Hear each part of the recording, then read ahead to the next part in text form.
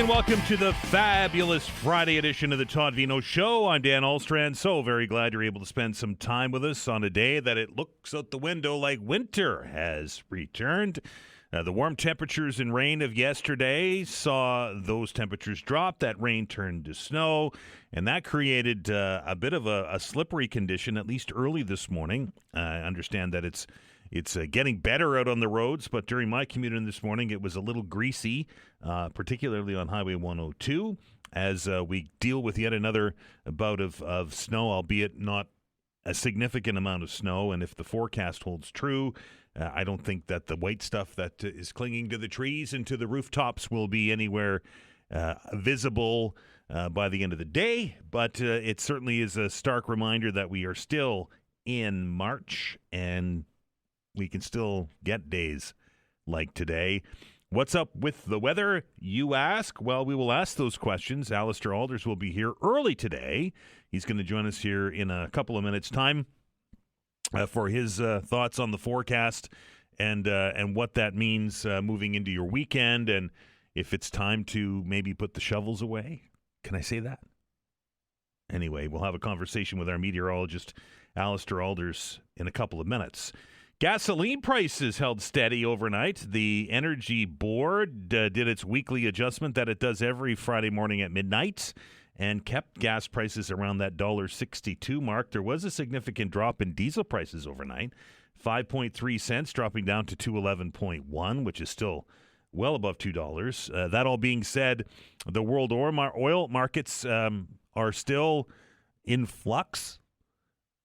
Just took a quick look at the markets before I came on the air here this morning, and it showed Brent crude down about 1.5% this morning, but still very close to that $100 per barrel mark, as is WTI. Crude gasoline also down 1.3% today. So it's very difficult to kind of get an idea or some kind of trend when it comes to oil and gasoline prices these days. It seems the markets will fluctuate on world events almost on a moment's notice. Not sure if this change was factored into the change that we saw across the country a couple of days ago, and if the latest spike yesterday was factored into that. But I think we'll take it, right? $1.62 is still really expensive for gasoline, but those needing diesel paying about 5 cents a liter less today. Mark Carney's in Norway for NATO exercises and meetings. It would be nice to see the Prime Minister put on a pair of boots and join the troops there, eh? Wouldn't it? Kind of justify his thing. I know he's got meetings and he's got FaceTime with leaders of the Nordic Four, I think they call them, and those are important. I still think you can do them on Zoom, but if he's on the ground there, I know there's Canadian troops taking part in that NATO exercise. We don't know how much or how many, but put some boots on the Prime Minister, get him out there. That'd be fun to watch, wouldn't it? He's then going on vacation, folks. It's March break for many next week, and politicians in Ottawa also going on March break. And the Prime Minister will spend some time, as I understand it, in the UK and in Italy as part of his March break. Pierre Poilievre will be spending his March break in the United States, talking today, I do believe, or early this week, to automotive sector in Michigan. And then he said in a clip I heard yesterday that he was heading down to Texas to try and solidify Canadian participation in the U.S. market. And that's how Pierre Poilievre's essay, How I Spent My March Break Vacation, will read. The war in Iran continues. Base in Kuwait, as I understand it, hit the last couple of days that is home to some Canadian forces. Politicians in our country being very tight-lipped on the numbers of people that are there, saying it's an operational security issue. Anita Anand, the Foreign Affairs Minister, did say yesterday that all Canadian personnel were accounted for and are safe. Another missile, third intercepted in Turkey over the last 24 hours. Of course, the big news, those KC-135 tanker planes that appear to have, I don't know if they hit each other or what. The American military and the Secretary of War just an hour ago saying it wasn't hostile fire that resulted in the crashing of one of those KC-135s. I think there's 4 service personnel that were killed in that crash, so we'll keep our eye on that. And stats released on a couple of news websites this morning showing that the entire first week of the Operation Epic Fury from the American perspective cost $11.3 billion. And finally, some terrorist attacks, at least that's what the American authorities are calling them in the United States over the last 24 hours. That synagogue in Michigan that you have no doubt seen the video of was under attack. That one is said to be a terrorist event. And a shooting at the University of Virginia also being investigated as an act of terrorism. This as the investigation continues here in Canada into those shots that were fired in the direction of the U.S. consulate in Toronto, and some synagogues in that city also target of some violence. So lots going on in the world out there, and we'll try to do our very best to keep our eyes on it and pass along the latest information. Don't forget, at noon today, 12 o'clock until 1, the Premier of Nova Scotia, Tim Houston, will be in studio. He'll be here to answer your questions. Look forward to that, and I look forward to your participation in this conversation. This is always a very popular segment when the Premier comes in, so I hope that you can join us. We'll do the open hour, the Friday Free-for-All, at 11 o'clock, and then that will lead us right into the conversation with the Premier. So a busy day here at the Todd Veinotte Show. My thanks to Vanessa Veinotte for putting the whole thing together. Without her, we just can't do this every day. The follow continues. Speaking of the Premier, follow continues with some of the things, some of the items that were included in the budget of a couple of weeks ago. The Blizzard budget, as I've been calling it, has caught the attention of many groups and organizations across the province. I know we saw the Premier kind of backtrack on some of those cuts earlier this week and issued his mea culpa on that one, kind of saying, my bad. But there are still a number of groups and organizations across the province that are still facing cuts, and some of those cuts will impact our universities, and that has caught the attention of the students that occupy those universities. And after the budget was released, there was a discussion about having a province-wide student strike to show displeasure for those announced cuts to post-secondary education. And we'll get an update on that now with a conversation with the president of the Student Union over at NSCAD University. That's Ziggy Kirch. Ziggy, how are you? Hi, I've been better. It's tough times at NSCAD, right? Not only with these budget cuts, but there's also a strike there. Yeah, I mean, well, there's a lot going on. It's a turbulent time, but it's also a time of immense momentum, and that's really promising to see. Tell me a little bit about this student strike. Is it going forward, and what can we expect to see? Yeah, so today's our last day of class before the strike starts. It's going to be March 15th to the 21st, the whole week. And, I mean, NSCAD students won't be attending class or handing in assignments during that time. And it's really in response to, well, you mentioned the budget cuts, and we have added that as a demand. But we've been organizing for a student strike for much longer. It's been many, many months. And our main demands for the provincial strike are actually affordable tuition and divestment from unethical investments like oil and fossil fuels and genocide. So it is really a much larger movement, but obviously, like, NSCAD being hit especially hard by all these cuts to post-secondary education and arts and culture, which is affecting, like, our lives right now in university and also our prospects when we graduate. Ziggy, is this strike that's planned for next week, are students planning to just stay away from the school and stay at home, or are there events planned? How's that going to look? Yeah, we're going to be picketing outside, and we also have a bunch of events planned throughout the week so that students, like, the goal of the strike is actually more to reimagine what we want our universities to look like, not to just stay home and, take a free week. I mean, I'd love that. It would be a lot easier to organize if that was the case. But right.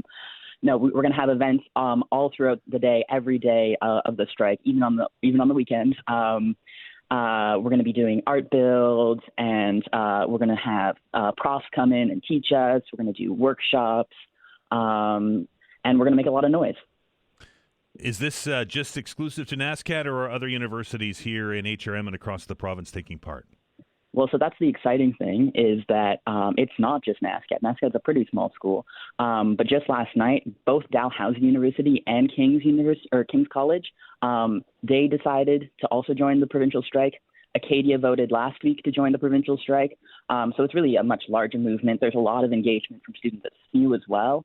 So it's not just NSCAD at all. Obviously, you mentioned organizing this thing is a rather large task, and getting all the logistics figured out, I would imagine, is quite the effort. Yeah, certainly. I've been working overtime, but also have a lot of students who have stepped up to take part in that organizing, and it's really beautiful to see people getting engaged and caring about our future, because it's really important to students right now. One of the demands you mentioned earlier, Ziggy, is affordable tuition. What exactly is affordable tuition? Right now, we're asking for a 20% decrease in all fees for tuition for all students. That would need to be made possible by increased government funding, as well as standardization for all fees for out of province and international students, and an end to the cap on the number of international students that can come to our universities. Ziggy, let me ask you this question. Why should provincial governments invest in universities? Well, it's pretty simple. It's we get told a lot in our meetings with government that, education's an investment in our future. But I think that's true in a much larger collective sense. The money that government invests in education is multiplied several fold in the return they get on an educated workforce. So it is actually worth the money. It's just not so immediately visible in the short term that we you have to spend a little money up front. That's how investments work. But in the long term, we make that money back in economic development. Bit of a tough task these days, given the financial state of the province, right? I mean, it's all about where you put your priorities. I think when we put our priorities in military spending, we're not going to have a lot of leftover money for education. But it's about what we care about, and if we care about the future of the future generations, You also are demanding that the universities divest from things like weapons manufacturing and such. Tell me how that's possible in 2026. Well, I mean, again, it's a rearrangement of priorities, and we've seen universities divest in the past. This is also not the first time that students have called for divestment from bad things from our universities. The whole issue of South African apartheid. There were students organizing back then for universities to divest from South Africa, and it took many years, but they eventually got that met, and history proved that was the right thing to do, and that it was possible. So we have a lot of historical examples of how this can happen. It's just a matter of making it so that it's right now for universities, they don't feel like it's the easy choice. It's work, and it means they have to do some thinking and they have to do some math, but it is possible. And when we put enough pressure, we do see that, they can do it, and it is the right thing to do. Do you think that a student strike is going to put significant enough pressure onto administrations at the schools that are involved in the strike to make those changes? Well, we have no illusions about what the limitations of just a 1 week strike is. We understand that they're probably going to say no to most of our demands, but we're making those demands because we want to hear that no response and get angry about it. And we're mobilizing now to gain the experience that will let us mobilize for longer strikes in the future. That's how they did it in Quebec. That got them to the point of 100-day strikes in 2012. We're applying that model here. You have to start small, but the more you do it, you exercise that muscle, and you can do it for a lot longer, and you can have a lot more impact. Ziggy, that's an interesting take. Strike to get angry. That's the first time I've heard that. Well, it's doing a lot of things, but I mean, people are already angry. But we're asking for the moon right now, but I don't think it's that far away. I think the universities can divest. I think the government can fund education. I don't think these are impossible things, but I do think they take a lot of work, and we're working for them. Ziggy, appreciate your time. Best of luck. Thank you. That is Ziggy Kirch, the president of the Student Union at NSCAD University. Student strike is scheduled at a number of institutions across the province beginning next week. Time for us to take our first break on the program. When we come back, a conversation with our meteorologist, Allister Aalders will be here with his weekend look. Is it going to continue to snow? The sun's out now. We're back after the break. How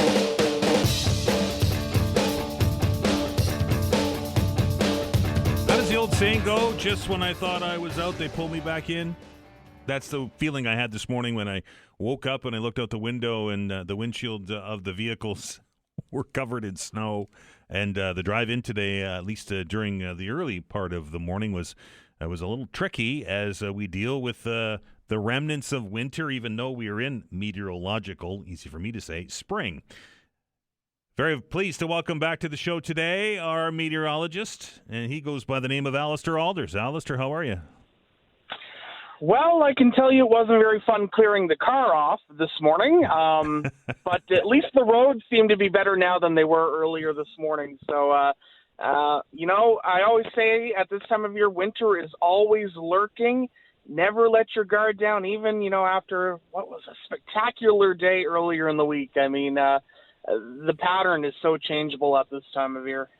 Now, that snow that we saw develop in the early morning hours today, I'm seeing a few flakes floating around, but you suggest that the sun that's trying to break through the cloud right now will do so, and that's the end of the snow, at least for today.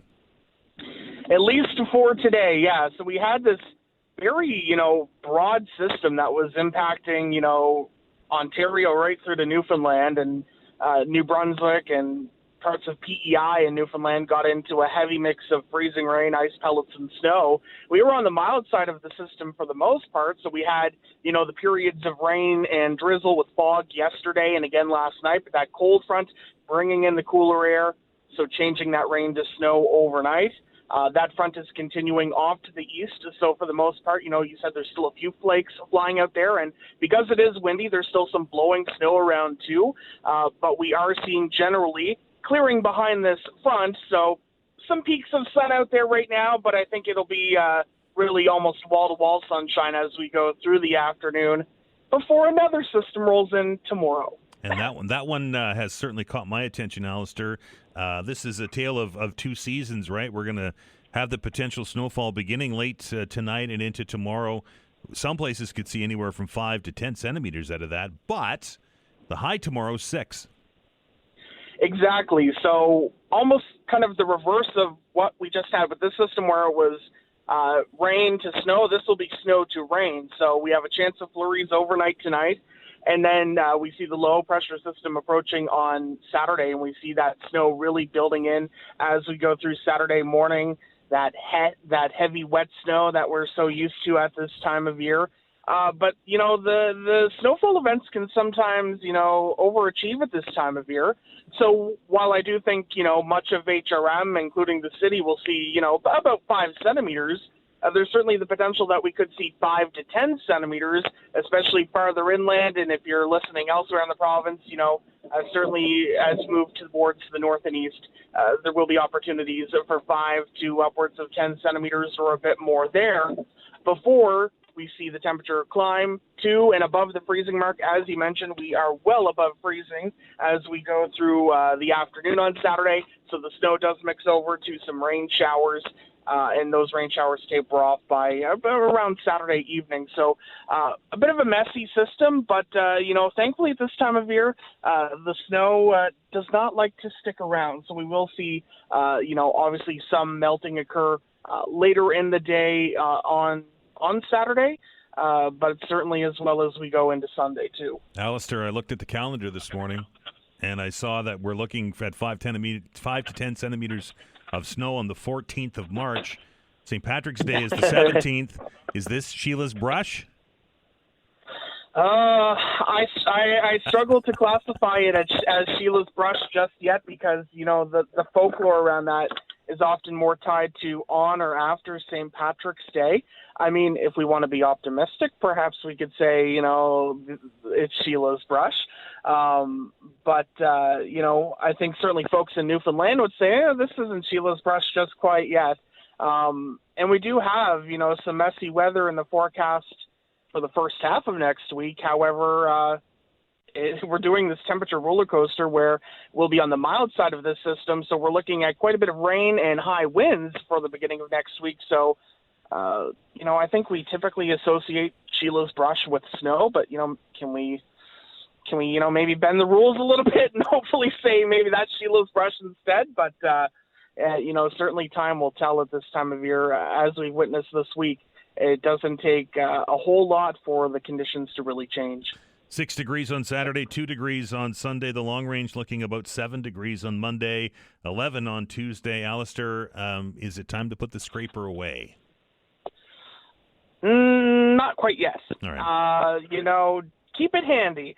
When I came out this morning, I was like, I was glad I still had the scraper in my car because it wasn't a lot of snow. Like I could have been, I guess, one of those people who just, tried to let it blow off my car as I'm driving along, but it was also, created that frozen layer underneath, so it was all stuck to the vehicle. So it's always, that time of year we kind of get into, even if we don't get a lot of snow, it can really freeze onto your car. And at this time of year, I like to let, the sun and the warmer temperatures try to handle the melting. So, I haven't shoveled today, and I don't plan on shoveling, but winter, as I mentioned, lurks at this time of year and can throw us a few curveballs.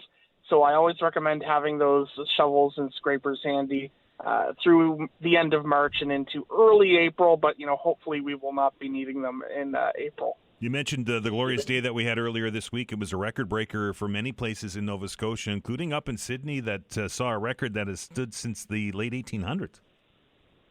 Yeah, temperatures really overachieved on earlier in the week on Tuesday, I believe it was. Now it's when the temperature fluctuates so much, I'm like, okay, which day exactly did this occur when we're seeing such wild temperature swings? But, we had our first 20-degree days in parts of the Valley, Greenwood, and Ketchimakujik got up to 20 degrees. As you mentioned, long-standing records in Sydney fell. At the airport, Halifax warmed up to 17.3 degrees. That was a new record. Of course, it is all about wind direction at this time of year. So if you live right along, a south-facing coastline, it was a lot cooler, closer to about 5 degrees. But it was just really a spectacular day.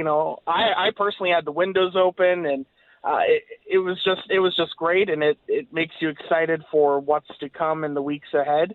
Doesn't come close to breaking the all-time March records of March 2012, if anyone recalls, where we had temperatures up in the mid to high 20s, and Lake Major got to 30 degrees, which, fun fact, I believe Lake Major, that 30-degree temperature in March is the warmest March temperature on record in Canada for the month of March.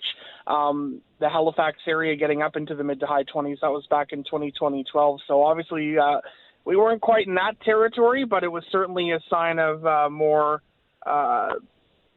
what I would call, more of like, say, what we might see in May or certainly June compared to the normal high of about 3 degrees at this time of year. Allister, I know we brought you in early today. I appreciate you being flexible, and certainly we're going to talk next week. Yes, appreciate it, Dan. Sorry I couldn't be there in person, but I'll see you next week. You bet. That is Allister Aalders. He is our meteorologist. You can hear his forecasts every Monday through Friday in the morning drive and in the afternoon drive. It looks like we're going to get more snow, folks. But the good news is those temperatures are going to be above zero, and hopefully it will not stick around for long.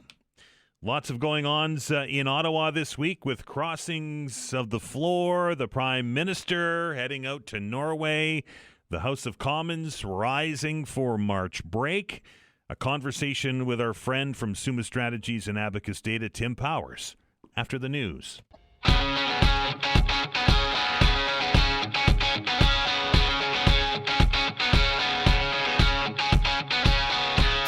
Welcome back to the Todd Veinotte Show. The fabulous Friday edition continues. Certainly not a lack of news happening from our nation's capital in the hallowed halls of the House of Commons, with the Prime Minister returning from the trip to Australia, then an emergency debate over the war in Iran that the Prime Minister skipped, and then a trip to Norway.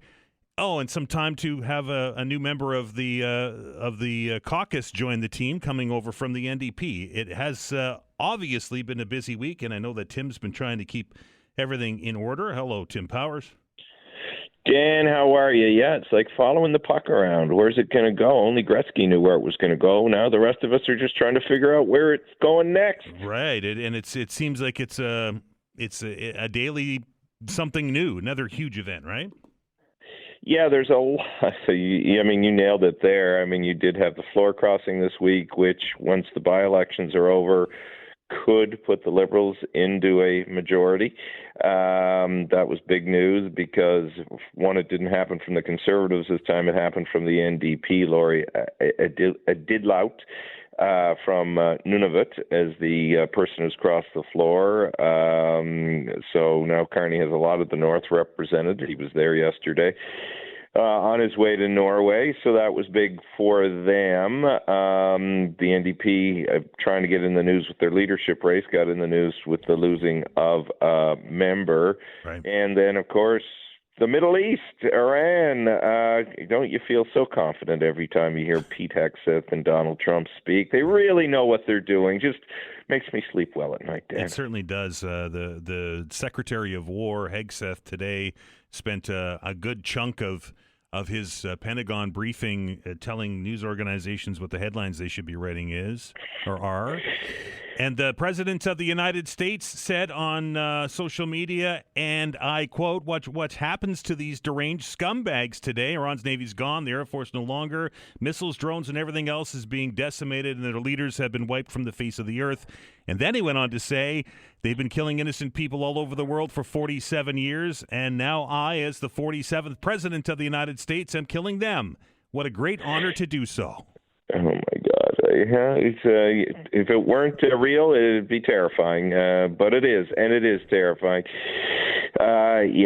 Look, again, I don't think you're going to get a lot of pushback from a lot of people about what Iran has done, the dangers of Iran, and the like. But there's not a lot of comfort that comes from knowing, this is kind of like a video game that the president seems to think he's playing, but they're going to be, as we're seeing, look, Dubai, Bahrain, there are repercussions, and I think it is foolish to assume, as we have seen elsewhere, that the Republican Guard, the Khomeinis are just going to roll over and go away, and some democratic uprising will happen. It'd be great if that were the case.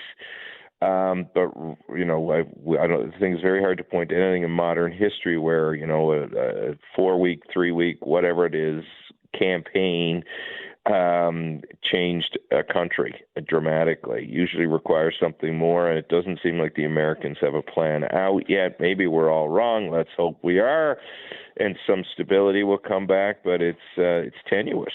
Leadership in the House of Commons had an opportunity to debate the war in Iran this week, and the Prime Minister decided to do his laundry.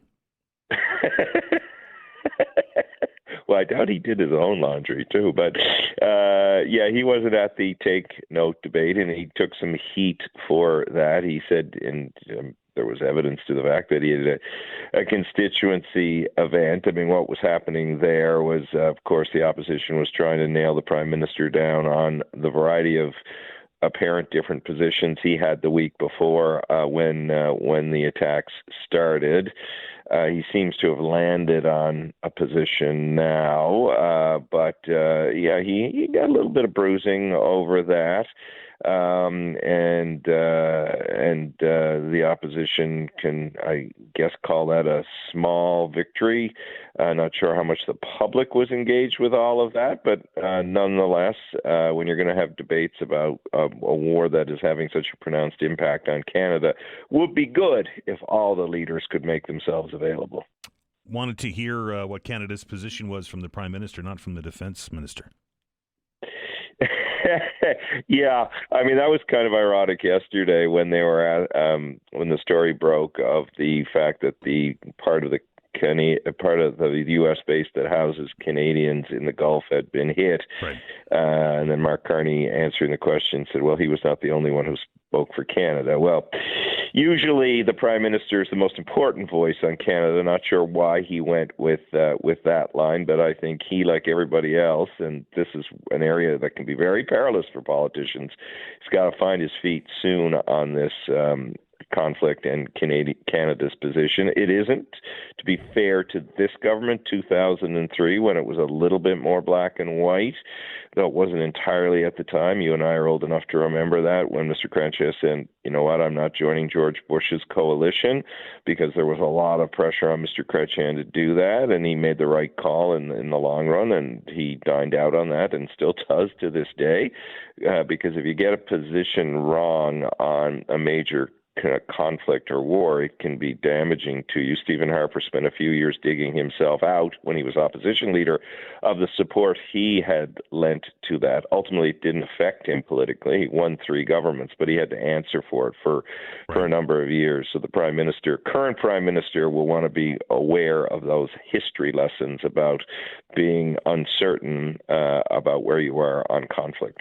Tim, the Prime Minister in Yellowknife yesterday, and then jetting off to Norway to observe, as I understand it, the NATO exercises with the Nordic 4, some meetings planned with leaders there, and then he's going on vacation. Yeah, I mean, look, I'm never going to ring a guy out for going on vacation because, Dan, I'm going on one later this evening. Look at you. But look, every time a prime minister these days goes on vacation, they get the gears for it. Trudeau, though, probably took it to a whole other level. I don't think anybody doubts the work that the current prime minister is doing, but you have to realize optically it's going to be a conversation. And when you're taking that vacation on the back end of your tour to Europe and it's in England, I mean, you're going to get the critics probably yell a little louder, but I mean, I think ultimately it's a lot to do about nothing. Even prime ministers get vacations, even in tenuous times. He's going to the UK and to Italy, as I understand. Italy, I believe, yeah. And his wife, let's not forget, is English. They lived there for a long time. Right. So there's a legitimate familial reason anyway for England. And perhaps an audience with the king, from what I'm reading today. But anyway, yes. That'd be like talking to you, Dan. Like, imagine you're kind of like the Charles. He didn't bow when he walked in the room, though, Tim. That's the problem. Gee, Dan, not right. The leader of the opposition also going traveling during his March break as well, heading south of the border to Michigan and then on to Texas. Detroit Rock City. That's where he is today. He's going to get the Kiss boots out and play that great anthem. Yeah, I think Pierre Poilievre, conscious of the fact that he is vulnerable for not having a lot of international experience, notably not going to Washington. Probably a very wise thing on his part, but Detroit and Michigan makes sense. I think he's going to Texas as well and New York. I mean, those are all areas that are important for Canada. I think the balance he'll have to strike is not getting himself offside of what the Canada is doing, because normally when an opposition leader travels, even if they have domestic political differences, you want Canada to speak with one voice, and I think he can do that fairly easily. This isn't the Jamil Giovanni shake, rattle, and roll tour where you get everybody angry and frustrated, because that would be a problem for Poilievre if he, put himself in a position Mr. Giovanni did with, I'm the broker, I can solve the deal. That will be a political death knell to Mr. Poilievre, but I don't think he's going to take that step. Tim, enjoy your vacation, and don't do anything I would do. Geez, Dan, that leaves me a lot of room. Thanks, buddy. Have a good time. Bye. That is Tim Powers from Summa Strategies and Abacus Data. It is vacation season. It's March break coming up, right? And the politicians, at least in Ottawa, are going on it. We're not. Vanessa and I will be here. And we look forward to hearing all of the stories from March break vacations. Time for us to take another break. When we come back, Nova Scotia now being touted as the least affordable province when it comes to rent increases. A conversation with the Executive Director of the Rental Housing Providers of Nova Scotia, Kevin Russell, after the break.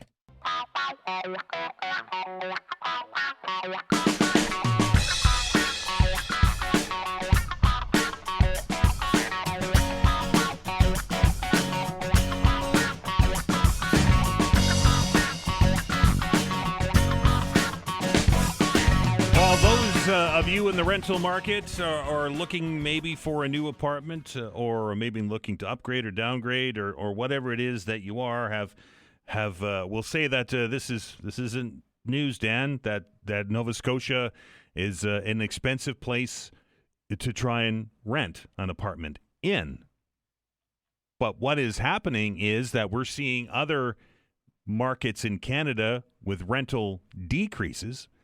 And while Nova Scotia has seen a drop, according to the new study, the burden of rent in Nova Scotia, that's where it is compared to incomes, is down from about 46% back in November of 2022 to 37% in 2025.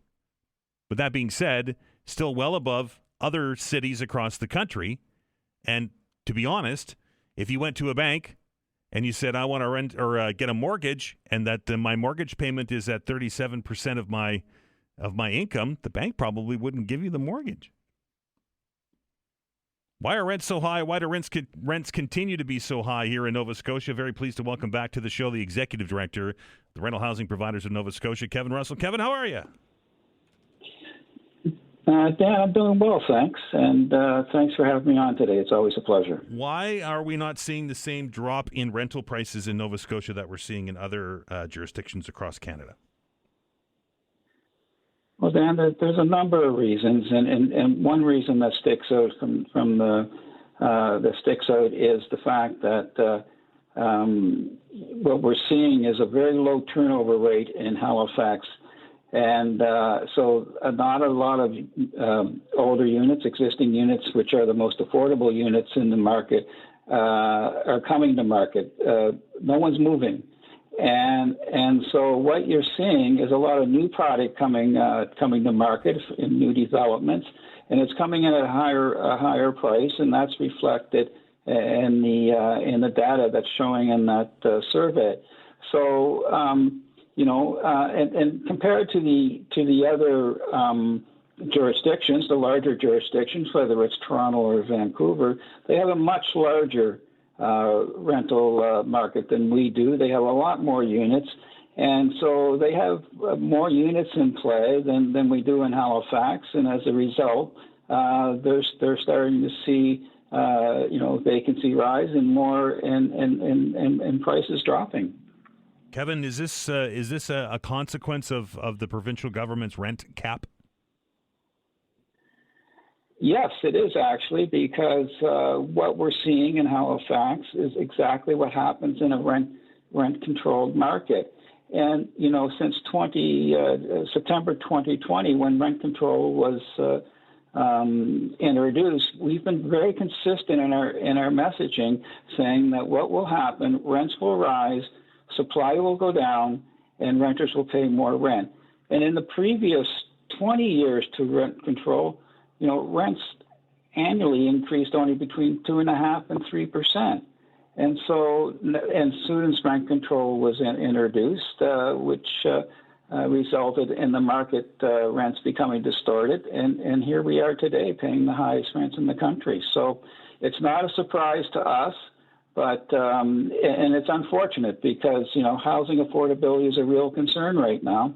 And a lot of renters are feeling the pain and the pressure. Kevin, you mentioned that nobody's moving, and I think one of the reasons, and I can just speak from my personal experience, that when you've been in a place for a while, and perhaps you were in that place before we saw the fallout from the pandemic and such, that the same level of apartment, the same number of bedrooms, the same number of bathrooms, square feet, is considerably more. Is that why people aren't moving?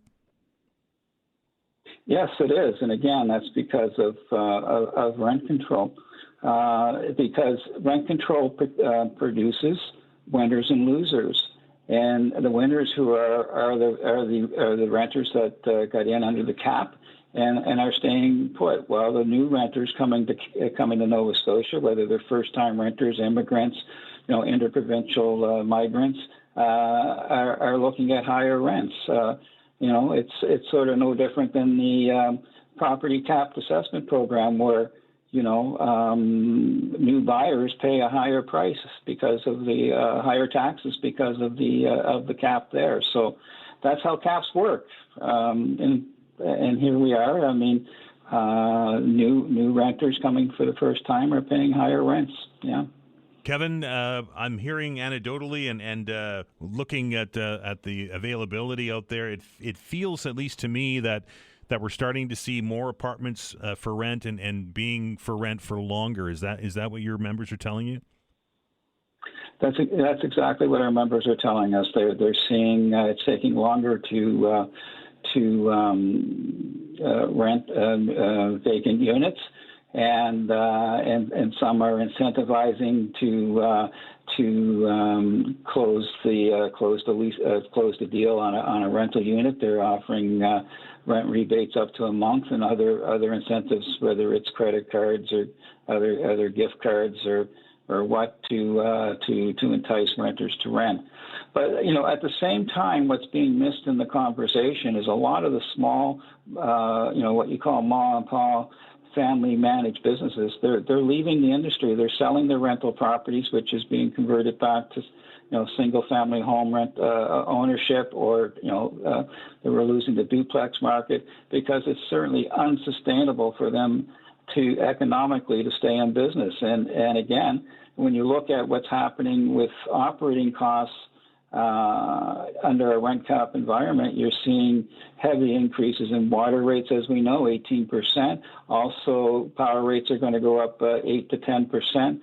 We're having increasing insurance premiums are skyrocketing, and also now we're looking at possibly a 10 to 11% property tax hike. And so that's going to have a dramatic impact on the viability of the small landlord, and they're vital to the industry in Halifax. They collectively own 60,000 units. So that being said, with the incentives, Kevin, and all of those input costs that you described for us, is it fair to say that we won't see any kind of significant reduction in monthly rent, and instead people and landlords trying to close deals will turn more to those incentives? Yeah, you in the existing inventory, you may start to see some reductions in rent. It would be difficult in the newer units, the units that are just coming to market in the new developments. They're going to probably stay at the rental incentives a lot longer than they will in the existing market. We have some of, if not the most expensive rents in the country, yet the salaries, Kevin, in this market don't compare to those other cities. Something has to give, right? Yeah, at some point, if it keeps going the way it's going, we know there's another 12,000 units coming to market over the next 2 or 3 years. But what we don't know is how many of the smaller landlords are leaving the market. But it's easy to say that there could be an overbuilt situation in the next year or two, which will play out probably where there will be more rent reductions. Yeah. You may not know this, the stats, Kevin, but are these the new buildings, these new construction buildings? Looking out the window, I see several of them. Are they having trouble filling, or are they filling up? They ramp up quickly to about the 60, 65, 70% level, and then it takes a little longer for them to get up to the 80 to 90% level. So they are being impacted. But there's a lot of new people coming to town, and they're professionals, and of course they're earning a good wage. But really, who is impacted in this market, and it's unfortunate, is renters on fixed income and low income renters. They are the most impacted by what's taking place in the market, because their incomes are not keeping pace with rising inflation, and whether it's rent, food, medicine, it's really a devastating market for them. And some are facing the probability or the possibility of ending up in a tent. Quite possibly, yeah. We just finished the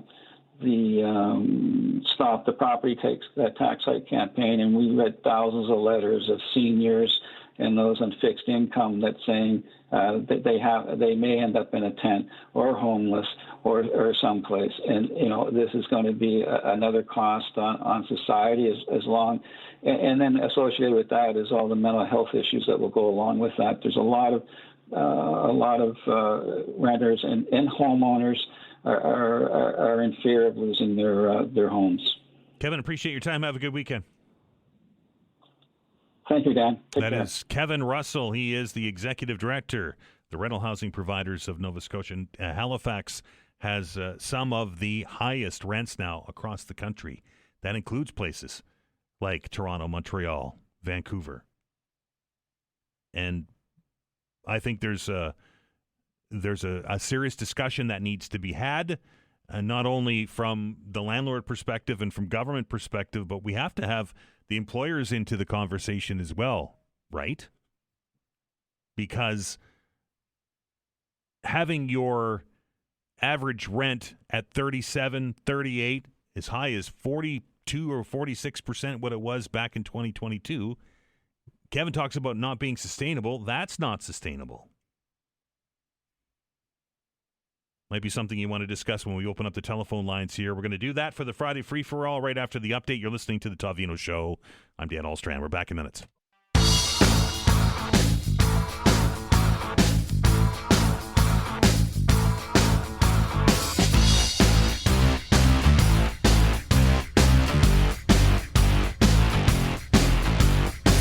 All right, welcome back. It is time for the Friday Free-for-All, often imitated, never duplicated. It's time for us to find out what's on the minds of the masses. This is your opportunity to lead the discussion, folks, and I know that many of you are waiting in the wings as we have a special guest that's joining the program after the 12 o'clock news in about an hour's time. Premier of Nova Scotia, Tim Houston, will be here, and I know many of you want to ask your questions and raise your concerns with the Premier, and I do look forward to that, and I know many of you are as well. But for the next 50 minutes or so, we're going to turn the airwaves over to you.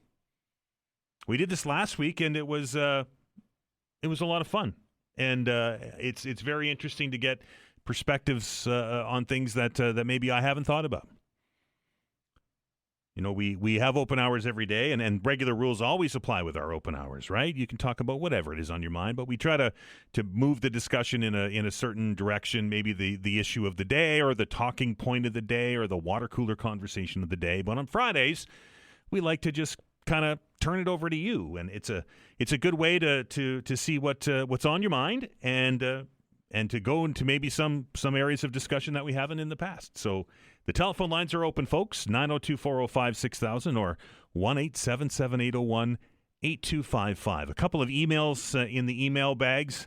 It was funny. And I don't take up much time on this, but I was having a conversation with somebody yesterday in the neighborhood who are an avid listener of the program. And they, of course, the open hour is their most favorite part of the program. And the person suggested that, maybe we should start calling the emailers, the frequent emailers, the typing pool. I got a laugh out of that. I thought that was quite funny.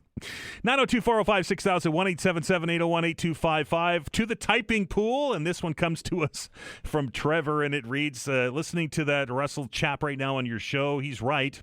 I've emailed before the crazy costs of operating a rental unit. I have a duplex, and as written before, I don't actually want to be a landlord, but I want to move back there at some point. However, renting my home is terrible.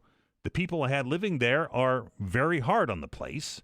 That's why I'm raising the rent. If they were even reasonable with wear and tear, I wouldn't raise the rent, but I have to budget $1,500 a month to repair existing issues and try to catch up to capital work coming up, like I have to replace the deck and those kind of things.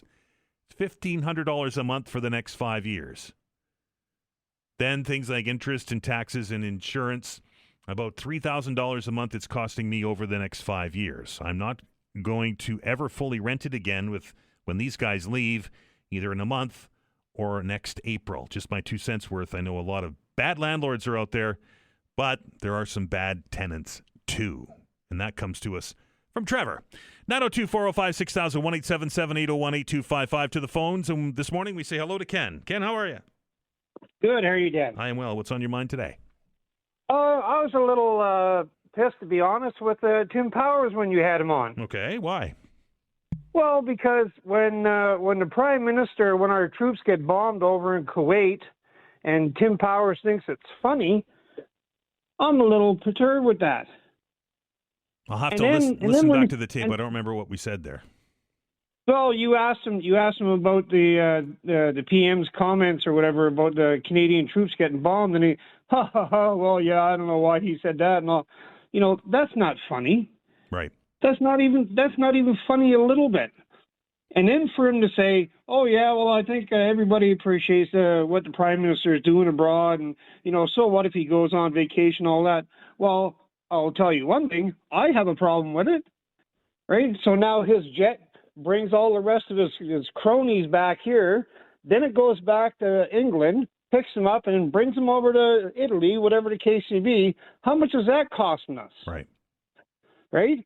And then for your second, the last guest there, oh, hilarious. Oh, why are the rents not going down? Oh, because nobody's moving. When was the last time you heard of anybody getting a rent drop after they move? Yeah, fair. No. Doesn't happen. It's called, dude, don't you remember rent eviction, Yep. where they're kicking them out to raise the rent? For sure. I have not yet once heard anybody saying, yeah, I moved out of my place and they lowered the rent. Yep.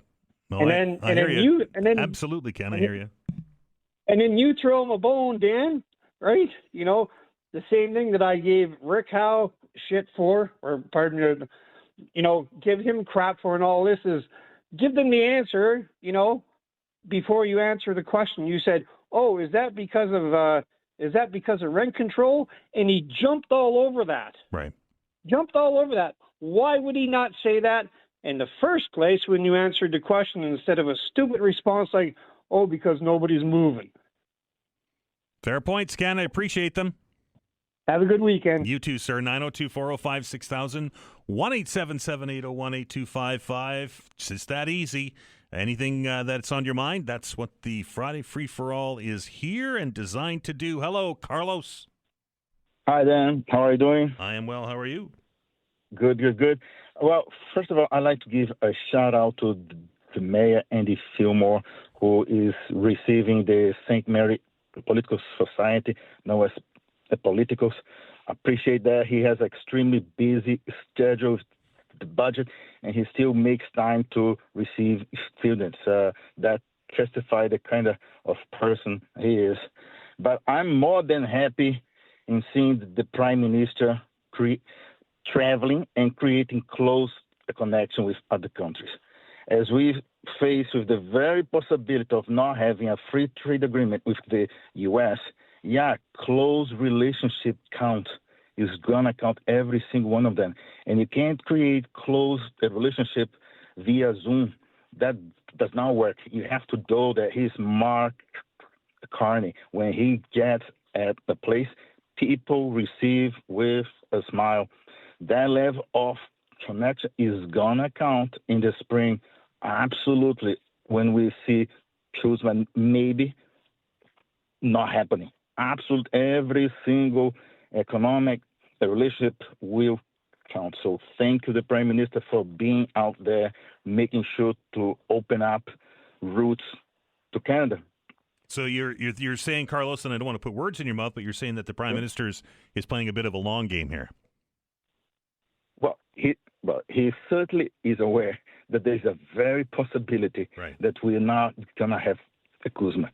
And at that moment, we're going to learn how do we spell crisis, because our economic infrastructure we have to change from back before 1994.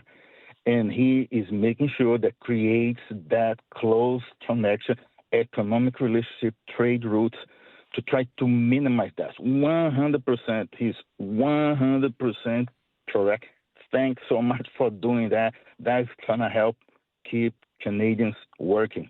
That's how I see. That's why he seems so desperate, going everywhere. He's quite aware of that. And I think, like most people can get a sense that Trump not going to want to sign any free trade agreement, and you have to be ready for that. So very happy seeing him out there. He went everywhere, in Australia, Norway, especially Norway. Like Norway has a high income market. It's good to put Canadian products there. And personal relationship counts right there. Carlos, I appreciate it, sir. Have a good weekend. Thank you. You too. 902-405-6000, 1-877-801-8255. The Friday free-for-all continues after this break.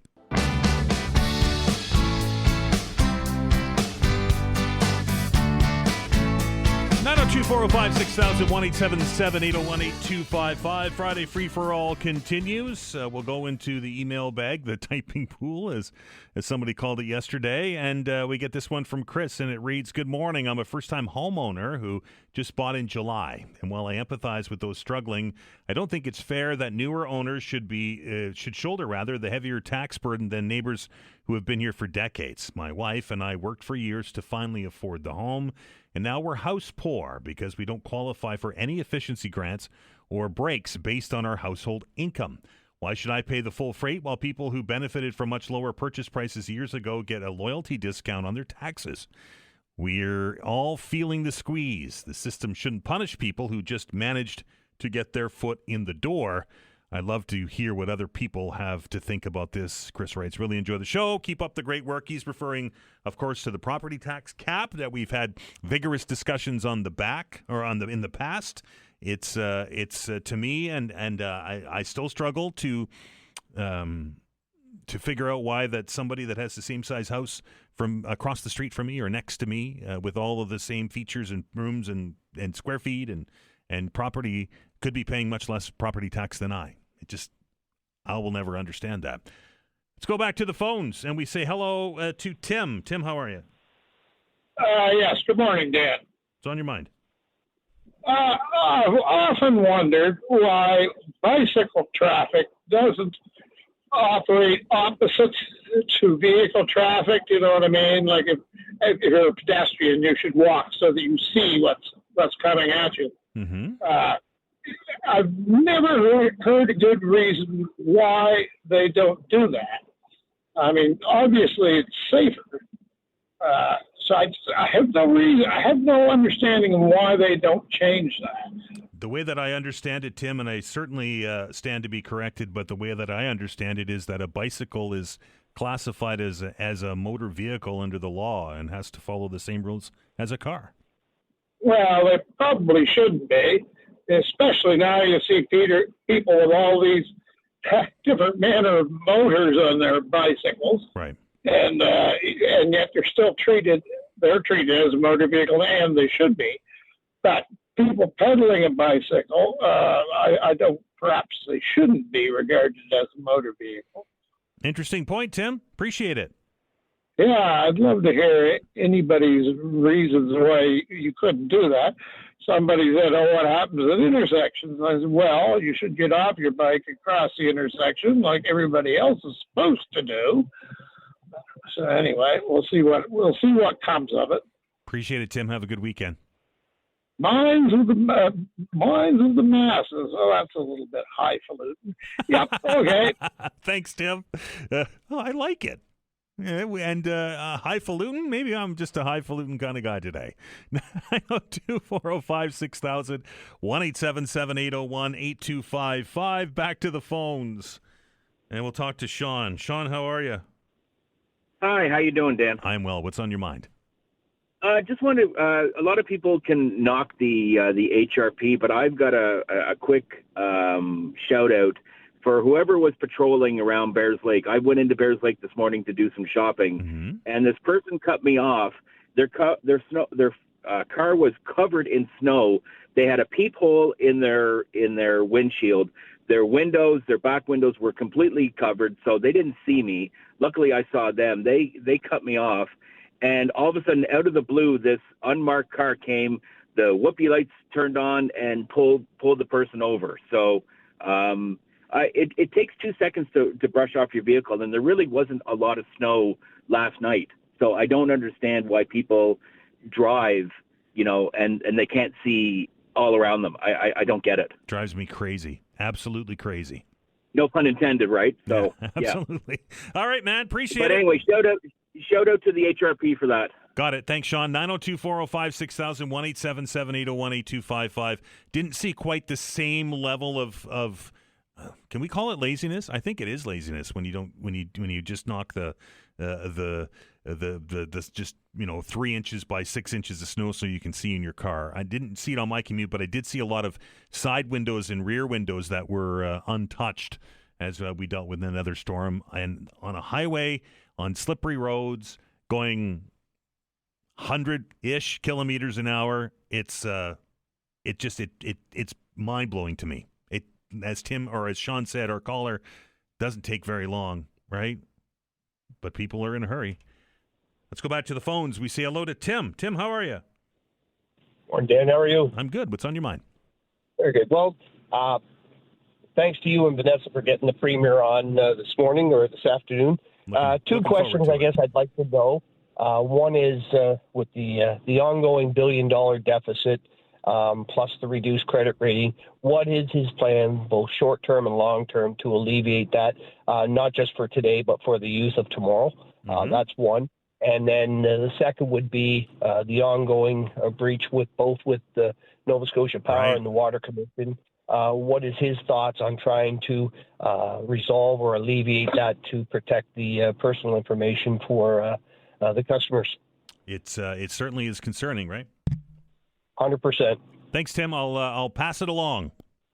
Please do. Thank you. 902-405-6000, 1-877-801-8255. I don't want to give away my cards here before the Premier sits down in front of us here in about a half hour's time. But folks, I'm going to ask them the question, and I don't want to give them too much of a lead time to get ready for it. But can any of you out there, and you're all a smart bunch, can any of you out there see a solution to solving a $1.2 billion debt and a $27 billion deficit without raising taxes? I don't think there's a politician out there that will say we need to, but do we need to? I'm interested to see what the Premier has to say to that. 902-405-6000, 1-877-801-825. Again, don't get me wrong, I don't like paying taxes either, but that's a big hill to climb, and I don't see, without increasing revenue, I don't see a way to do it. Anyway, let's go back to the phones and say hello to Angel. Angel, how are you? Good. How about you? I am well. What's on your mind? I'd like to talk about the cap. Sure. Okay, just to make it simple, you've got a townhouse. One side is built identical to the other side. Correct. Say the left side sells their house, and the cap is removed off of the new owner. Yep. And so they are taxed on the value that they purchased it from. Mm-hmm. And that's the taxes that they pay is because of the value. Now, a few years later, the right side does renovations. With the renovations, the cap is removed only on the right side because they're doing renovations. And now they pay a new tax because of the renovations and the value of that renovations. So they are no longer paying the exact same tax. Even though the outside looks identical, they do not pay the exact same because one side got renovation, and then after a year, the cap goes back on with the new value. Right. And then it stays there until there is another renovation or until somebody buys that side of the house. Mm-hmm. And that's why there is a cap, because if there's no renovations done or there's no sale to that property, the the cap remains there. The value of the assessed value goes up because of all the, infrastructure that's going around the property. Right. Like, across the house, there's more houses going up. So the value goes up. Correct. But the cap remains on that house. And that's what protects the homeowners from these inflated tax properties. So, if you remove those caps, right, we will be forced to pay the inflated assessment values. Right. And this will force out all of these people out of their homes and into homelessness. Now, if I have to fight. Angel, let me ask you this question. Using your scenario, right, the left side sells and new owners move in, and their cap is removed, and they're subject to taxes on what they paid for the house. But the person on the right side's been there since the place was built 25 years ago. Is it fair that the person on the left is paying far more taxes than the person on the right? Yes, because they purchased the house at a high value, and after a year, nothing gets done on the left side. There is a cap that's put on there. Right, but they're still going to be paying more tax than the person next door. They do, because they made a choice to buy that house at a higher value. Right. It was nobody else that forced them to buy that house. It was their decision to buy the house at the value that the previous owner wanted it for. Right. So it's nobody's forcing them to buy it. They made a choice to buy it at that, say, $150,000, and they know they're going to pay taxes on that $150,000. But shouldn't you pay the same taxes for the same services, for the same property? No, it's got to do with the value of the property. And the rest of the stuff, like all the infrastructure, like the services and stuff, everybody's paying the same. It's right, but this guy could be paying thousands of dollars more tax. Yes. No, when you look at your bill, right, everybody's paying the same for the school, for the road, right, but for property tax, the water. The left side person could be paying thousands of dollars more property tax than the person on the right on the same piece of property. Exactly. And that's because fair. They made a choice. They made a choice to buy that house at an inflated rate. And then after a year, if nothing gets done to that house, it's a cap. And the right side did renovations. So when they do renovations, their cap is going to be removed, and their taxes are going to go up because of the renovations. And eventually, their taxes are going to be up higher than the left side because the left side didn't do anything for a year. So is that fair? Yes. It is. Because the left side made a choice to buy it at an inflated rate, and the right side has been living there for many years, already paid multiple amounts of taxes, but they decided to do renovations, so their taxes are going to go up. It's never going to be even because if it's a townhouse, one side is going to always do something inside the building. And if they don't do anything in the building, then their taxes remain under the cap. Angel, so when you look at... Angel, I'm out of time. I'm up against the break. I appreciate the call. Have a great weekend, okay? Okay, thank you. 902-405-6000, 1-877-801-8255. I think our emailer called that a loyalty discount. How is that fair? Regardless of renovations or not, a duplex on the same piece of property, one side paying thousands of dollars more in tax than the other side. How is that fair taxation? We're back after the break.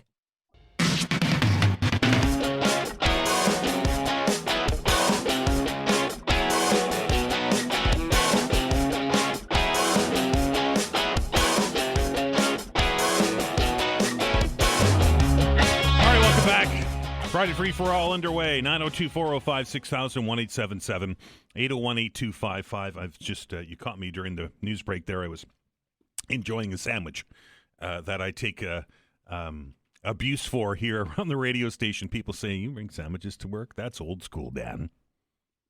I guess I'm old school. 902-405-6000, 1-877-801-8255. Let's welcome Chris to the show. Chris, how are you?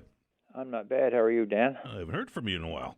No, I've been busy with stuff, and the topics have been a lot of people calling in about the topics, so I'll give other people a chance to have their say. What's on your mind today? Well, I have to make a couple of comments on this property cap discussion. The first thing that new homeowners seem to be forgetting about is the fact that, one, after the first year, they are also capped. Correct. So a few years down the road, you're going to have someone next door to them buying a home for the first time, pointing their finger at that particular person, saying, why should they be paying less tax than me? It's the same value home. Correct. And then at that point, the new property owner of today, who is then going to be the 10-year property owner under the cap, are they going to say, oh, yeah, he's right or she's right, jack my taxes? People are forgetting why this property cap was first put in place. You know why it was put in place, don't you, Dan? Sure. Okay. Tell me, please. Well, it was because we had an influx of people coming from away that were buying up properties and cranking up property values in neighborhoods. That's right. Something that, from a socialist standpoint, not that I'm a socialist necessarily, I'm a capitalist, but from a socialist standpoint, you could say that rich people from abroad were coming in and forcing poor Nova Scotians out of their homes and away from their properties. Mm-hmm. Okay. Is it so still what happening? The government did at the time, pardon, I'm sorry. Is that still happening? Yes, that's still happening. It absolutely is. Because the person that's buying the home today is paying an inflated price from what it was 20 years ago or what have you, but they're buying it with an income that is substantially higher than the person that bought their home 30 or 40 years ago. They're making a conscious decision, like the lady that called a few minutes ago, made some good points.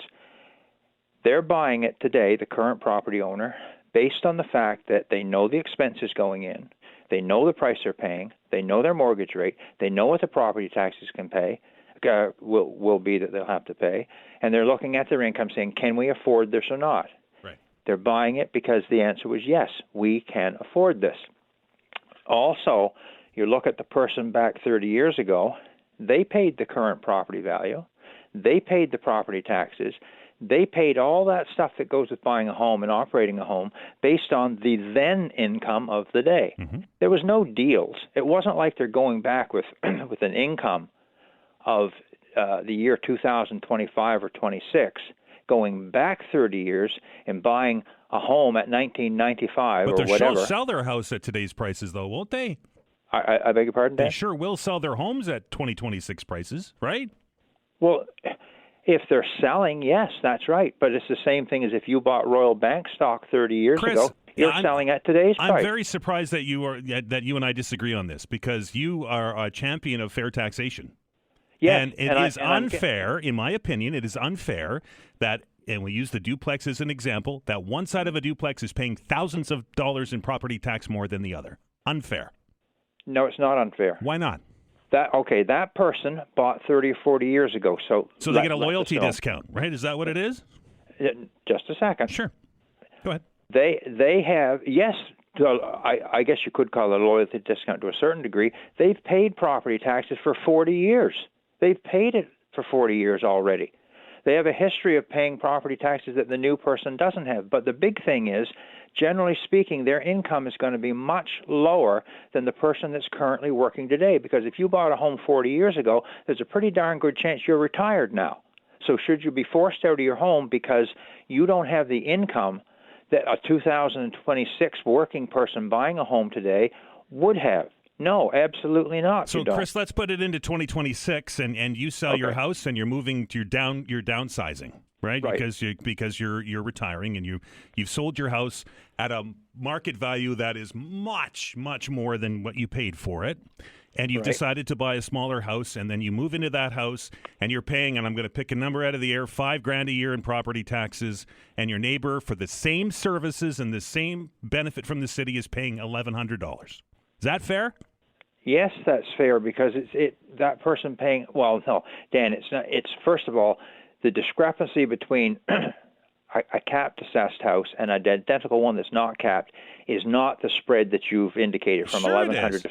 No, it's not. Houses have been selling well above market value for a long time in this city, Chris. Okay, just a second. Property values across Canada have decreased in the year 2025. But not in HRM. Look up the numbers. Yeah. Okay. We can debate that, but the whole Clint point Wilkins is, did a whole show on it. They're not. We are behind the rest of the country. Dan, please, just a sec now. Okay. The capped rate is not 20% of what the uncapped rate is. There's not that big of a difference. I think there is. What are you basing your just thought or your opinion on? Look at a house that sold that somebody would have bought. Let's pick Eastern Passage. Bought it at $125,000, right? Okay. Now that same house is worth $400,000. What do you think the property tax is going to be on that? The property tax to the new person is going to be based on an assessed value of $400,000. Sure. The person that sold their house that paid $125,000 for it, their capped assessment is probably $300,000 to $350,000. It's not the $125,000.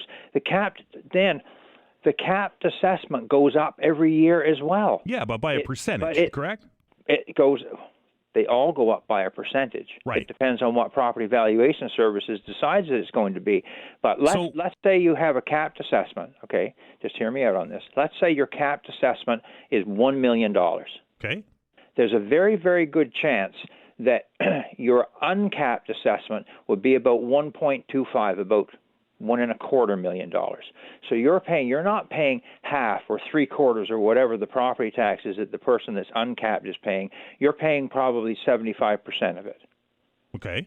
Instead of paying $1,000 a year, you're paying $750 a year. So it's not capped at the price that you paid for the house, because your capped assessment goes up every single year along with the regular assessment. It's just that the capped assessment is capped, that's why it's called a capped assessment, it's capped at approximately the CPI, which, in my opinion, the property valuation services, if they're going to raise the price or raise the assessment of an uncapped property, they shouldn't be going above the CPI either. But the only fair tax is income tax. I am for fair taxation, and I'm all in favor of a user pay system. But this property tax. But yet you defend this system that is putting people. Chris, we're just about out of time. But my point is that you're defending a system that is unfair to people. It's not unfair. Remember the person 35, 40, 50 years ago that bought a house, they're paying 18% interest on the payments in many cases. You don't pay that today. But they made a decision to do that. That's what you told me. Yeah, exactly. I'm glad you said that, Dan, because the person buying the house today is also making a decision. They can afford it. The person, in most cases, people that are in their homes now that are capped. You're losing the point here, Chris. The point is that I'm paying much more for garbage collection and municipal services than you are. Why is that fair? That's why we need a total overhaul of the property tax system. Assessment-based property taxes is an unfair system. The only fair tax is income tax. We should have an income tax that covers our property taxes, be it a provincial levy or a municipal levy or whatever. You cannot argue with me that if you're making $200,000 a year, that you can afford to pay more taxes than me if I'm making $100,000. Yes or no? That's how the income tax system works, Chris. Hey, we're out of time. I appreciate the conversation, Chris, and we'll chat next week. Okay, thank you, Dan. Have a good one. 902-405-6000, 1-877-801-8255. Hasn't sold me on it. I pay more in property tax than he does for the same services. Never going to describe that to me as being fair. We're back after the break.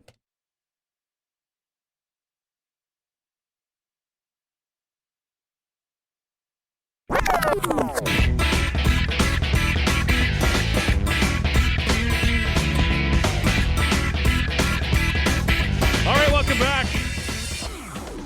All the world events going on. The conversation in the newsroom is the latest episode of The Pit, I think it's called, or Pit, with, of course, a local connection to that, right? There's apparently, and I don't, spoiler alert, but apparently there's an instance with somebody's ring, and the device that they used to cut the person's ring off, and you've probably seen the news already, was an innovation from right here, from, I do believe, Dartmouth General. So that's pretty cool. But yeah, the discussion's ongoing there about a television show. It must be Friday, right? Let's go back to the phones and we say hello to Martin. Martin, how are you? Morning, Dan. What's on your mind? I just wanted to talk about the cap as well, but I wanted to come from a different angle. Sure. So I think at one time I listened to your show, and you were saying that if you had to move across the street to another apartment building, you'd pay $1,000 more a month. At least. In rent? Yeah. So, for example, the city's looking for money, but you're getting the exact same services in your apartment building that the person across the street is getting, right, and paying $1,000 more. So what if you're going to go and lift the cap, why wouldn't the city just come along and say, hey, what's the average price of the buildings, and just raise your rent equivalent to the person across the street? Because the only reason you're getting a cheaper rent is you got into that rent some time ago, right, when those buildings were lower, and because they're capped in their increases, you're not paying that $1,000. Is there not a difference, Martin? And I understand your argument, I do. But is there not a difference between rent and taxation? Because taxation is money that's paying for services that we all use, as opposed to places where I live.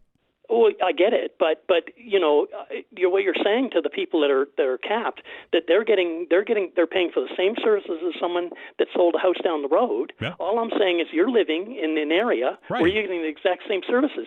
So if the city wants to turn around and get revenue, and they're going to do it by taking the cap off, why don't they turn around and tax everyone that does, or rent everyone, bring rents to the same level? And then what we do is we turn around and say, hey, we'll give some of that to the landlord to increase their taxes, and we'll give the rest of the city to pay the cost of what they're doing. Because what you're saying is you're getting the exact same services as the person across the street, and your argument is based on the fact that you should be paying based on what services you get. I understand your argument, Martin, but there's a difference between rent and tax, right? Well, then let's make it the same, because your argument is that you. So how do we get my rent is what I pay to live where I do, and that doesn't benefit the rest of the community, right? Yeah, tax I does. Get it. But you're getting the same services. You're getting those services for less money than the person across the street. But it's not tax. So shouldn't Martin. you pay more? Well, I'm suggesting this is about fair taxation. This rent is not tax. Well, okay, so maybe it should be then, because what your argument, Dan, can't go both ways. You're saying that you should be able to enjoy lower rent, getting the exact same services, where someone in a house should pay higher because of the price of them going up. All I'm saying is that the building across the street, if it's worth $1,000 more to somebody else, then maybe you should pay that $1,000, and maybe they take it. Maybe the city turns around and looks at that and says, "Hey, let's take that and put it towards the cost of those services." Because you're not paying your share on the services. You're paying a rent, but you're not paying your share. Martin, we're going to agree to disagree. Appreciate the call. Okay, thanks. 902-405-6000, 1-877-801-825. Big difference between rent and taxation. My rent goes to my landlord, who pays all of those services. Taxes is gone into revenues so that we all can enjoy those services. I don't see the correlation there. 902-405-6000, 1-877-801-8255. Stephen, first-time caller. Welcome to the show, my friend. Hello. What's on your mind? Okay. Well, first thing, Dan, I think you're wrong on one point, and nobody seems to bring it up. And I know you're always going to argue this because you don't own a house. However, who built this infrastructure over the last 20 years? The taxpayers who've been paying the taxes. I paid my taxes. People came here Steve. During COVID. People rushed down here from Ontario. Hang on, Steve. I pay my taxes. It comes through my rent. No, hang on. You always interrupt everybody before they finish their point. You can have your minute to say your point. All right, Steve, take over the show. I know you pay taxes. I agree totally, but you're not going to get hit with the removal of a cap in a rental unit. However, if your landlord cannot put your rent up very high, but the people that built the infrastructure, because somebody came and bought a duplex for $400,000 that in 2020 was only worth $170,000, and they panicked and they bought it because they got here and they thought they'd never see their grandkids again. Why should the person next door who's built the entire infrastructure that's here now pay the same amount of money? They shouldn't. The cap is put there for that very reason. So keep the cap and keep things the way they are. The only difference is, and those people, too, that bought those houses, some of them may lose money. And yes, because you sold your house, you made the payments for 25 years to get that. That is the only tax-free money in this country we have. So I don't understand why you keep arguing the other way, but go ahead, have your spiel. Thank you for allowing me to speak, Steve. I appreciate that. How is it fair taxation? Smart. Well, you were being smart with me. How's that fair taxation? You always interrupt everybody when they're half-sentence. Steve, how is that fair taxation? How is it fair? Right. Who built the infrastructure? Who spent the hundreds of millions to get it here? The people who have been here. I've been here for 20 years. Why do I pay more tax in the same place that you do? You what? I've been paying taxes for well over 20 years. Why is it that I have to pay more tax than you? Why do you pay more tax? Well, if I move into the house next door to you, I'm going to pay more tax. You don't have a house. Well, yeah, but you're using your personal example to crush everybody else's discussion. And do you realize if the removal of the cap for houses that are capped at like 580 that are now assessed at like over $1 million, do you realize what that'll do to those people? And the other thing in America, one thing at least I'll say about America, your mortgage payment's tax deductible and your taxes are tax deductible. Here, when your taxes go up $2,000, that's $3,000 or $4,000 right out of your wallet. Your taxes are tax deductible? How does that work? I don't know. Ask them down there. You hear it all the time on the radio. All right, Steve, appreciate it, my friend. Take care. 902-405-6000, 1-877-801-8255. I understand Steve's point, and I understand Chris's point, and I understand all of the points that you've been raising for those of you who have been living in your houses for a long time. I truly do. And nobody wants to pay more taxes. Myself included. But at the end of the day, the amount of revenue that is being generated in the province of Nova Scotia, in HRM, let's use HRM as an example, off of property tax is being artificially capped.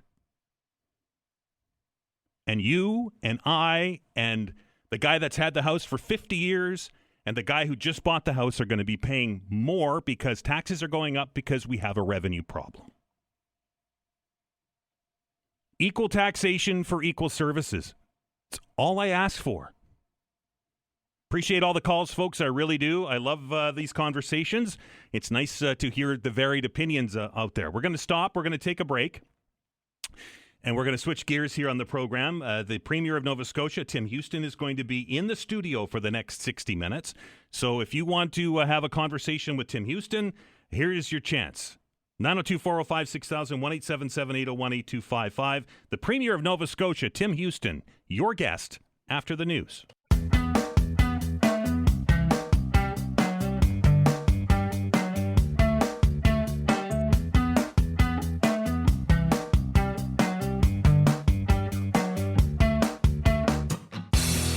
Welcome back, folks. It's time. We've been talking about it all week, and I've been looking forward to it, and I hope many of you, if the phone lines are any indication you have been, I've been looking forward to our conversation with the Premier of Nova Scotia, who joins me in the studio. Tim Houston, welcome back, sir.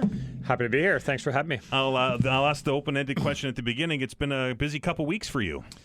Yeah, it's certainly been intense. Nova Scotians care deeply about their province, and they care deeply about how their government focuses on certain issues and what issues they focus on. So, it's been interesting. We're trying to get to a good place and where we can bring people together.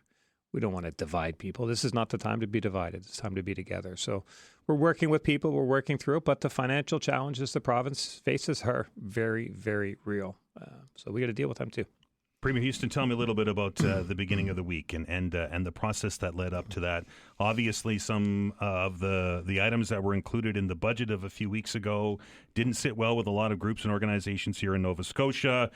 We saw the streets in front of the legislature fill with people, and then earlier this week you stood before the cameras and said you got it wrong. Tell me a little bit about the process, how you got to that. Yeah, so I think the budget process itself is, thousands of people, thousands of hours. Imagine $19 billion of spending. So the amount of programs and grants and just the amount of effort that goes into looking at that. And I think what happened when I kind of did a bit of soul searching, I guess, is well, how do we get here? I think in recognizing the financial challenges, the $1.2 deficit this year, same last year, looking out into the future. I think in looking at that and saying, how do we address that? We probably got a little too clinical, certainly in areas where we should have been more human. I think that's one thing that happened.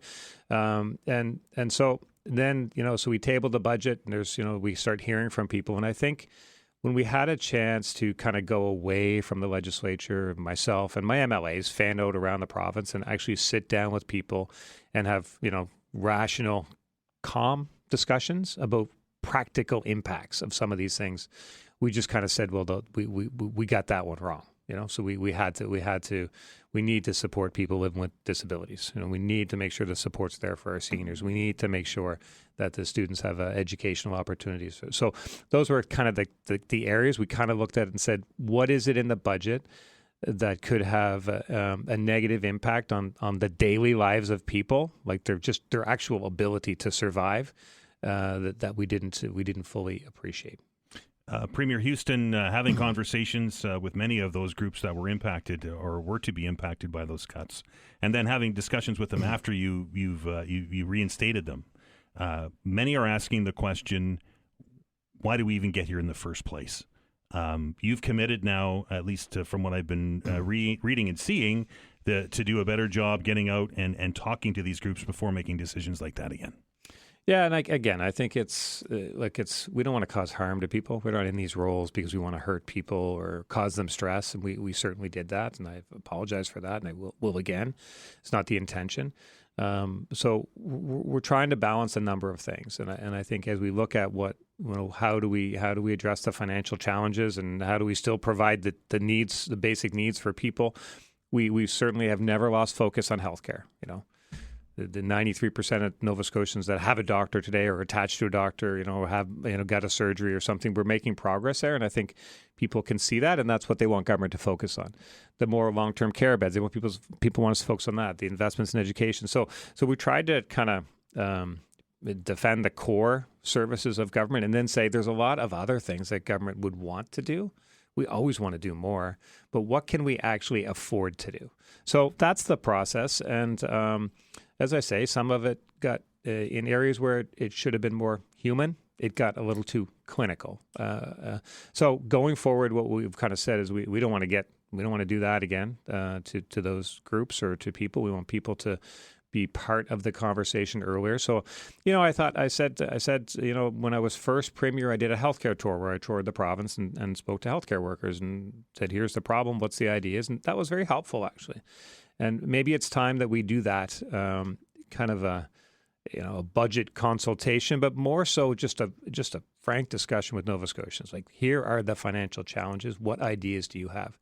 So that's kind of what's in my mind right now, that we do something like that. Because I think we also, with the budget, we presented our view of some solutions to problems, but turns out a lot of people didn't appreciate that there was a real problem with the financial situation in Nova Scotia, in New Brunswick, in Quebec, in Ontario. Look at the BC budget. I mean, this is an issue. It's the issue of our time right now. Every provincial budget, massive deficits, some increasing taxes. We're holding the line on taxes and still trying to deliver the services. So, but look, we lessons learned for sure. We know better. We'll do better.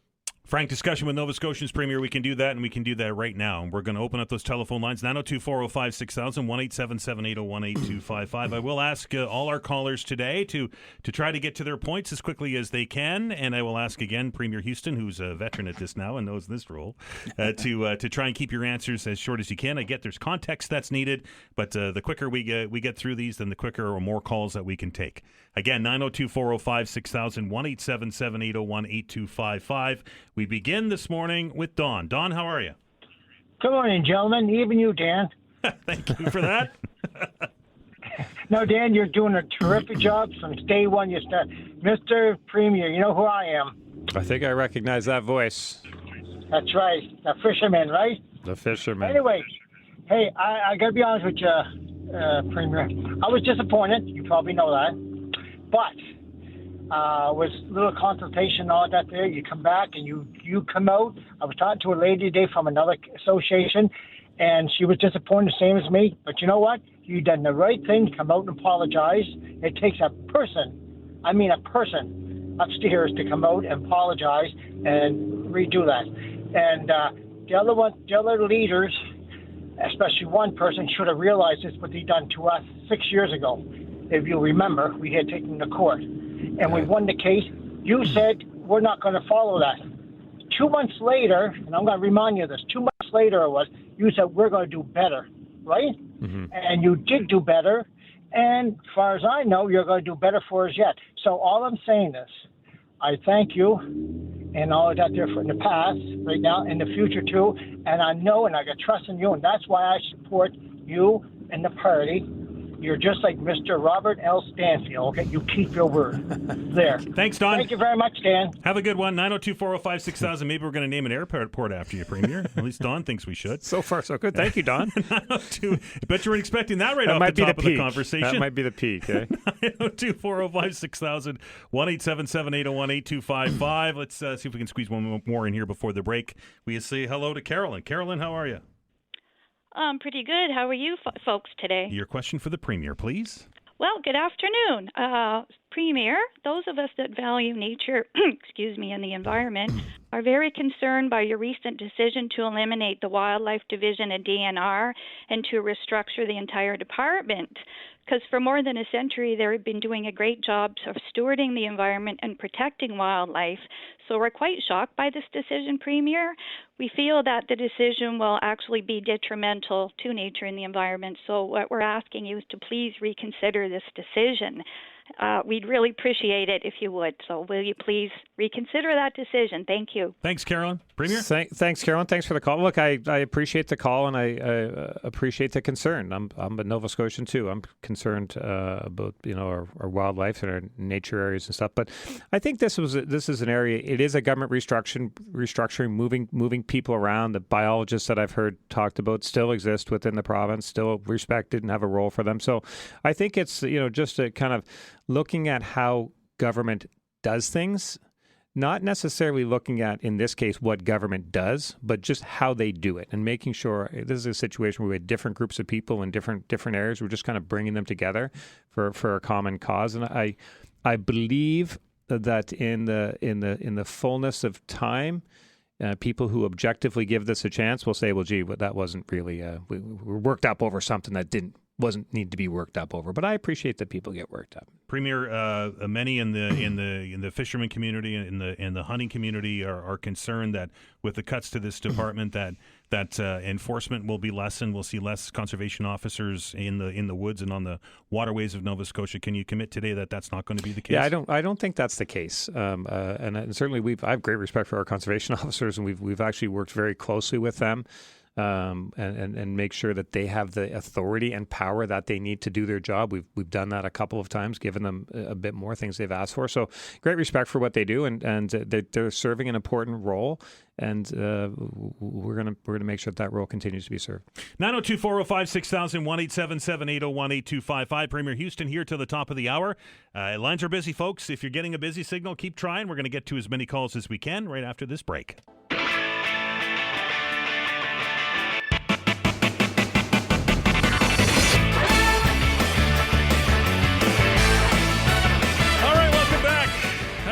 Good when the Premier's in the studio today, and he's here to answer your questions, folks. Again, the telephone number is 902-405-6000 or 1-877-801-8255. Moving down the list here, and we welcome Chris to the show. Chris, how are you?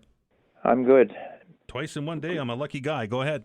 I'd say you're probably more unlucky, Dan, than lucky for getting calls from me. Question from the Premier, please. Well, comment and a question. Mr. Premier, first of all, in clarity, I'm a supporter of yours, voted for you. Didn't vote for the party, I voted for you because of the things that you stand for and what you told us you would do and wouldn't do. I disagree with the toll being removed from the McKay and McDonald bridges. I don't think that was necessary, but I don't necessarily agree with everything you do. But this city council that we have in HRM, I'm sure you're aware of the problems, is totally out of and beyond control.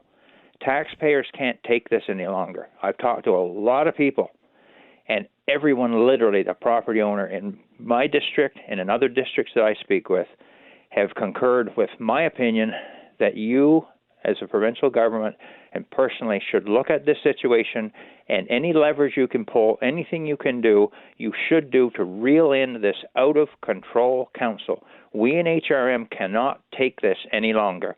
Are you willing to look at the situation, and is there something you can do? Thank you. Thanks, Chris. Thank you, Chris, and thank you for your frankness there. Just quickly on the tolls, I guess my thoughts on the tolls are we have over 4,100 bridges in the province that were free for people to use, and 2 that weren't, and that just seemed kind of inherently unfair to me. And they should all be fair. People going to work. So, anyways, that's the. But I understand there's that's not a slam dunk in everyone's minds, but to me it was a question of fairness. So I appreciate your thoughts on that. And look, I'm definitely hearing a lot about municipal issues, federal issues, provincial issues. There's no question. There's only one taxpayer, so people have concerns about all three. And I've intervened a couple of times on HRM matters, and certainly look for, when there's a need to do that, we'll do that. But the HRM Council doesn't comment on what I do, so maybe I won't wink, wink. Oh, Mr. Premier. I don't know if you're reading their media or not. I think they do a lot. But I definitely, you are not alone. I'm hearing from a lot of people with concerns about the property taxes. Also the water rates, which is HRM too. Power rates aren't HRM, but I mean the things. But you're right. I mean, certainly water and taxes. So Chris, we're watching. We're looking for opportunities where we can support taxpayers, support Nova Scotians, and where we think there's a need to do so, we'll do that.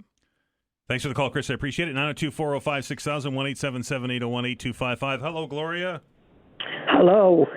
Thank you, Dan. Thank you, Mr. Premier, for being there this morning. As a long-time political person, I think I started in my 20s. I'll be 95 in a couple of months.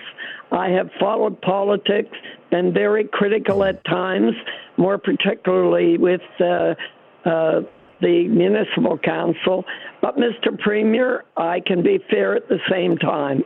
I've witnessed a lot of premiers in my day, and I cannot remember a premier ever coming forward and saying, I got it wrong, I will look at the changes. Some of the changes I made, I will correct. And I want to say, Mr. Premier, it takes a big person to do that. So I'm not, I don't mind handing out kudos at the same time. I think, Mr. Premier, it shows your character, and I want to thank you for that. As far as the bridge fares, why should we in HRM be the only ones to pay bridge fees? I agree with you taking that off. And the other comment I want to make, Mr. Premier, is that HRM needs an external audit. So you can think about that. But again, I want to thank you very much for being big enough to make changes. Thanks, Gloria. Thank you, Gloria. Wow, that means an awful lot to me. Thank you for that. We're trying to do the best we can, and we recognize we're not perfect, and we have to have the confidence to move forward with decisions. We're making a lot of decisions, a lot of important decisions. They all impact people. We have to be able to make those decisions with the confidence to know that if we get them wrong, we'll have the courage to fix them. So that's kind of the way we operate. And the bridge fees, also Cobequid pass tolls or something else I took off too. Right. So we're just trying to make sure people can move freely without kind of hurting their pocketbook. So we'll do what we can. But and note it on the comments on HRM. Thank you, Gloria. 902-405-6000, 1-877-801-8255. We say hello now to Charlotte. Charlotte, how are you? I'm pretty good. How are you? Your question for the Premier, please. Hi, Mr. Premier. Thank you for taking my call. I haven't really followed politics a whole lot in Nova Scotia. I really just trusted that everything would go as followed. So my question is this. When ministers rush through bills through the Nova Scotia House of Assembly without clearly explaining them to the public or the opposition, doesn't that create a perception of corruption or at least a lack of transparency? And why isn't each minister required to fully explain their legislation, or at least answer questions about it, because it really appears that none of the ministers are really aware of the changes that are being made to these bills? Thank you. Thanks, Charlotte. Thanks, Charlotte. No, I appreciate that. That's certainly a narrative that is being developed by certain elements, and I appreciate that you're watching. The reality is that when bills are introduced, there's bill briefings, so opposition would get a specific briefing on what a bill is about. They would get that from technical staff in the departments who can explain and answer technical questions. They would get that. The minister would also do a bill briefing. There's media asking questions. There's question period. And right now we're in the budget process. And the budget process is extensive. There's, dedicated blocks of time, 4 hours, where a minister just sits there for 4 hours straight and has question and answer almost in a conversational format. So I think there's our system of democracy is built on transparency. It's built on public engagement. Those things are really important. So we'll kind of move forward in that way. But look, it's also built on having opposition, and there's a role for opposition. I was opposition for 8 years, so I understand what opposition is all about too. And it's sometimes it's about sowing the seeds of uncertainty and shaking the confidence of citizens. But Charlotte, I want you to know there is an incredible amount of work that goes into the development of bills. There is an incredible amount of work that and thought goes into the execution of them, and the process is built around opportunities for people to ask questions about it and provide feedback. And when we receive feedback and we realize we were wrong and somebody else has a right and a different perspective, we're not afraid to change that either. But I want you to have confidence in the system. It means a lot to the mental health of Nova Scotians and Canadians. The system's not perfect, but it works. Premier Houston, I'll take that one step further. When we released the budget a couple of weeks ago, and the finance minister stood before my colleagues in the media pool there, had trouble answering some of the questions. Some of the cuts, Minister Ritzy was another one, had trouble answering some of the questions in the immediate moments after the budget. Creates the illusion, or maybe creates the vision that all of these decisions are being made within the four walls of the Premier's office and not involving the ministries. Is that the way that it works? No, look, as Premier, I take responsibility for decisions that happen. But I think there's a couple moving parts there, right? You're a minister of a department with billions of dollars of budget. You're CEO of a company, right? Maybe you should be expected to know what's happening in that department, in that company, but you might not know every minute detail. We have staff. We have incredibly dedicated civil servants that are working. They care about Nova Scotians. They're working on these things. So sometimes a minister can be blindsided. We're human, for sure.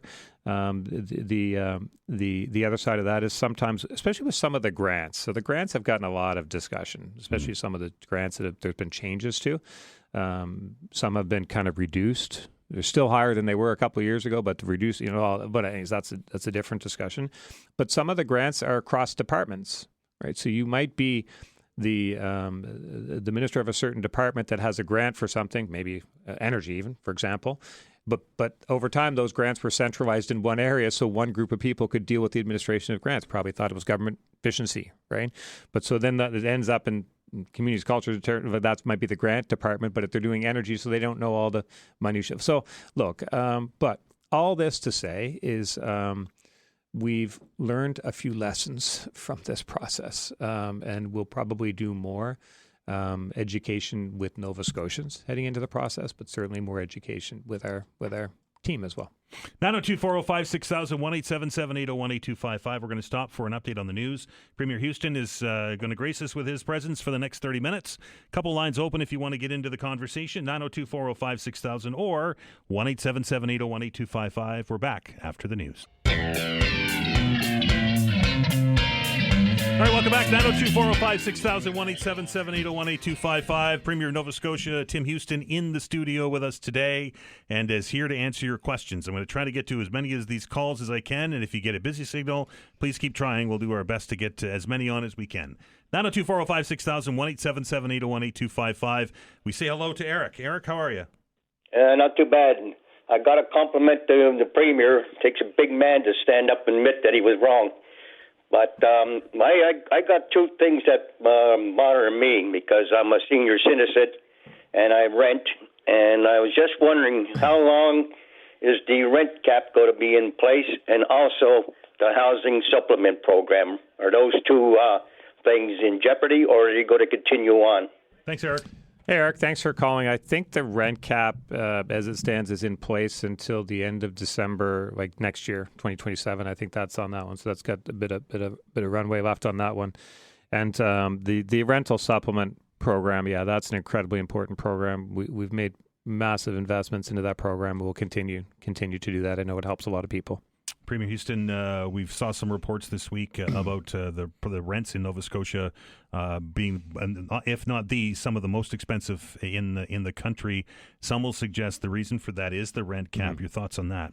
Yeah, I read some of that coverage, and I was reading with interest that we always worry about unintended consequences, and I have always been concerned about what are the unintended consequences of the rent cap, and it was pretty clear in some of the articles that some of the experts are saying it was because people don't want to move, right? Because the shock of a new place, and that's kind of disrupted the market. So we're watching that closely. We'll honor that the commitment to keep it till the end of next year, so people can. But we are watching that. More supply is coming online. There's more units coming online all the time, and the answer to this crisis we have really is more housing stock, more options, more competition. 902-405-6000, 1-877-801-8255. Let's say hello to Jason. Jason, how are you? Good, how are you? Good. Your question for the Premier, please. Yeah, I just had a suggestion for cost savings. Just like many other provinces, the liquor and beer are sold everywhere, and in Nova Scotia it's select stores. Now there's an overhead of running those stores, and they're probably breaking even. The money's in the warehousing and the initial taxation.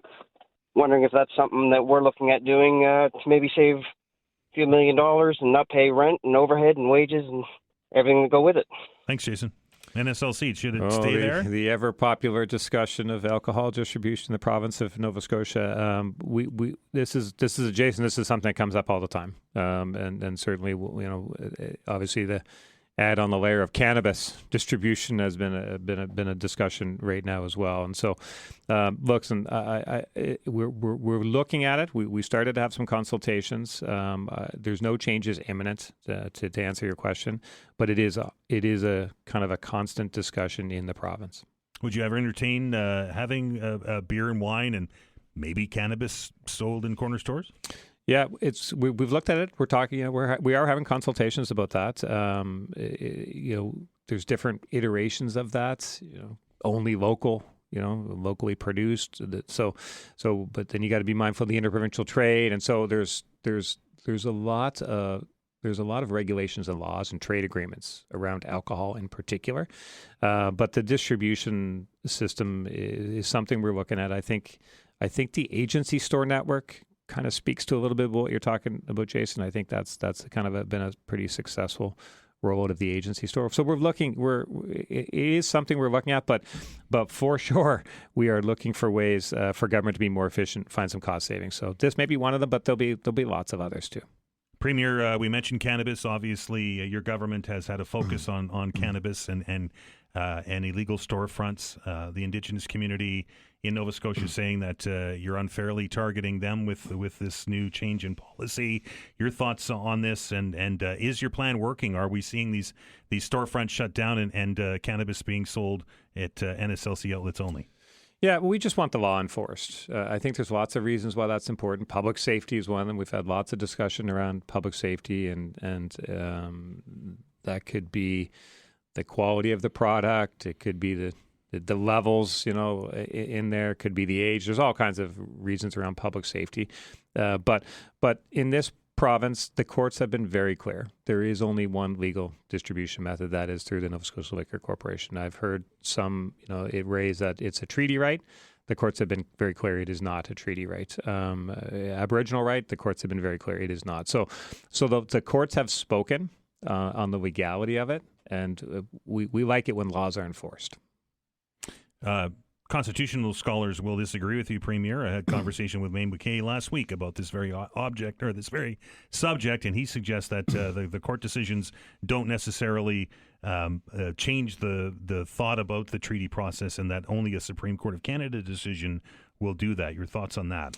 Yeah, I mean, look, people can. So there's court decisions. I think there's at least 3 of them. People can appeal them.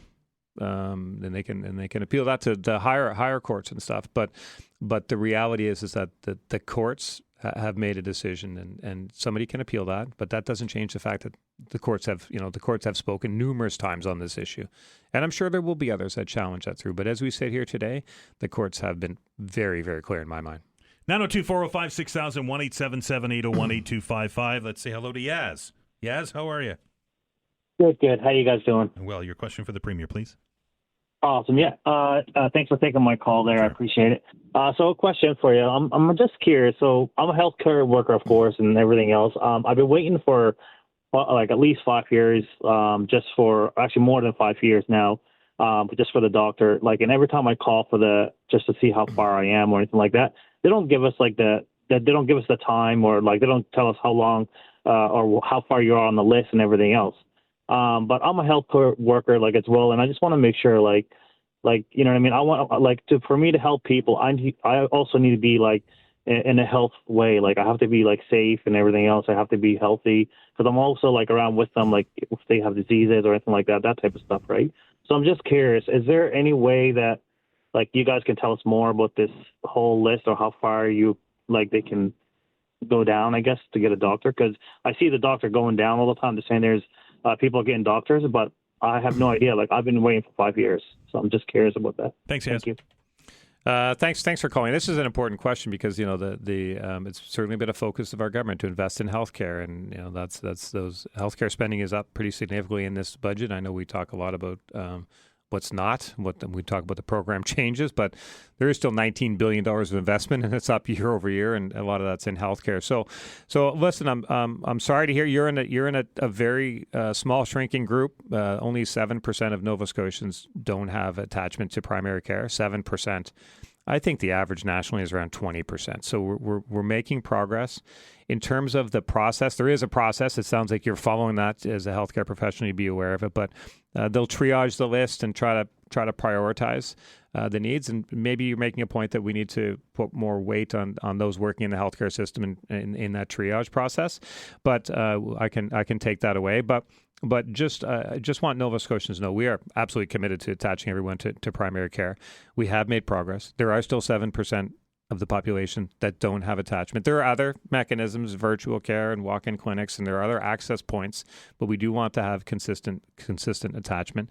And we're constantly recruiting doctors, bring doctors, nurse practitioners, all that stuff here. And the PACE clinic is something we should talk about at some point in time. It's so lots of innovative things happening. Yeah, we'll get you. We're focused on getting you attached, and I'm sorry it's taking time, but the focus has not. We're not slowing down.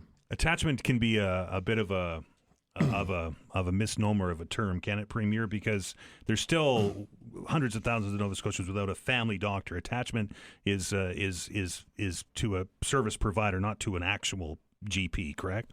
Well, they have health homes, right. but it's you're attached to a consistent care. Could be a nurse practitioner, could be a doctor, but attached to the place you can call. So then why are there still so many thousands and thousands of people on that list? Well, I think the last time I saw was 66,000. Yeah. That had peaked at about 160,000. It had. Right? So we were going the wrong way. Correct. The tides were going out, so we've kind of reversed those tides. So, but 66,000 people, that's the most recent number I have in my mind. Could be, give or take. That's a little less than 7% of our population. And if you look in New Brunswick, I think it's 24% of their population. There's other, I think 20 is the national average. So yes, there are people who are waiting to be attached. In the meantime, there are ways that they can access the system. And in fact, I just actually spoke to somebody last night who said their elderly parents had just moved here from BC just a while ago, and they just got attached to a doctor, so they're happy. But he said they were actually almost more happy in the time that they didn't, because there was so many different, they could go to the pharmacy, they could go to virtual care. So they certainly felt like they had access. So somebody else said that the not being attached is like you have the drive-through version when you can just go and get it more conveniently. When you are attached, you got to go sit inside the restaurant. So I don't know, but my message to Nova Scotians is we are absolutely committed. This budget has massive investments in healthcare. We want to make sure people can access the care they need when they need it. Premier of New Brunswick last night on the news, along with the health minister over there, had an announcement saying that New Brunswick had some of the lowest paid physicians in Canada. They're cranking up the rates for the doctors there. Any concern that we may see some of the doctors we've recruited here go to New Brunswick because they can make more money? There might be some, but we have a pretty, they're working, healthcare professionals, I didn't get a chance to ask you, but I mean, most healthcare professionals, they see the commitment of the government.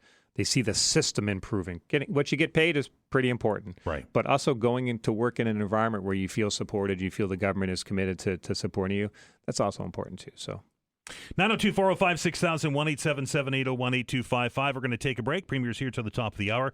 We'll see you in minutes.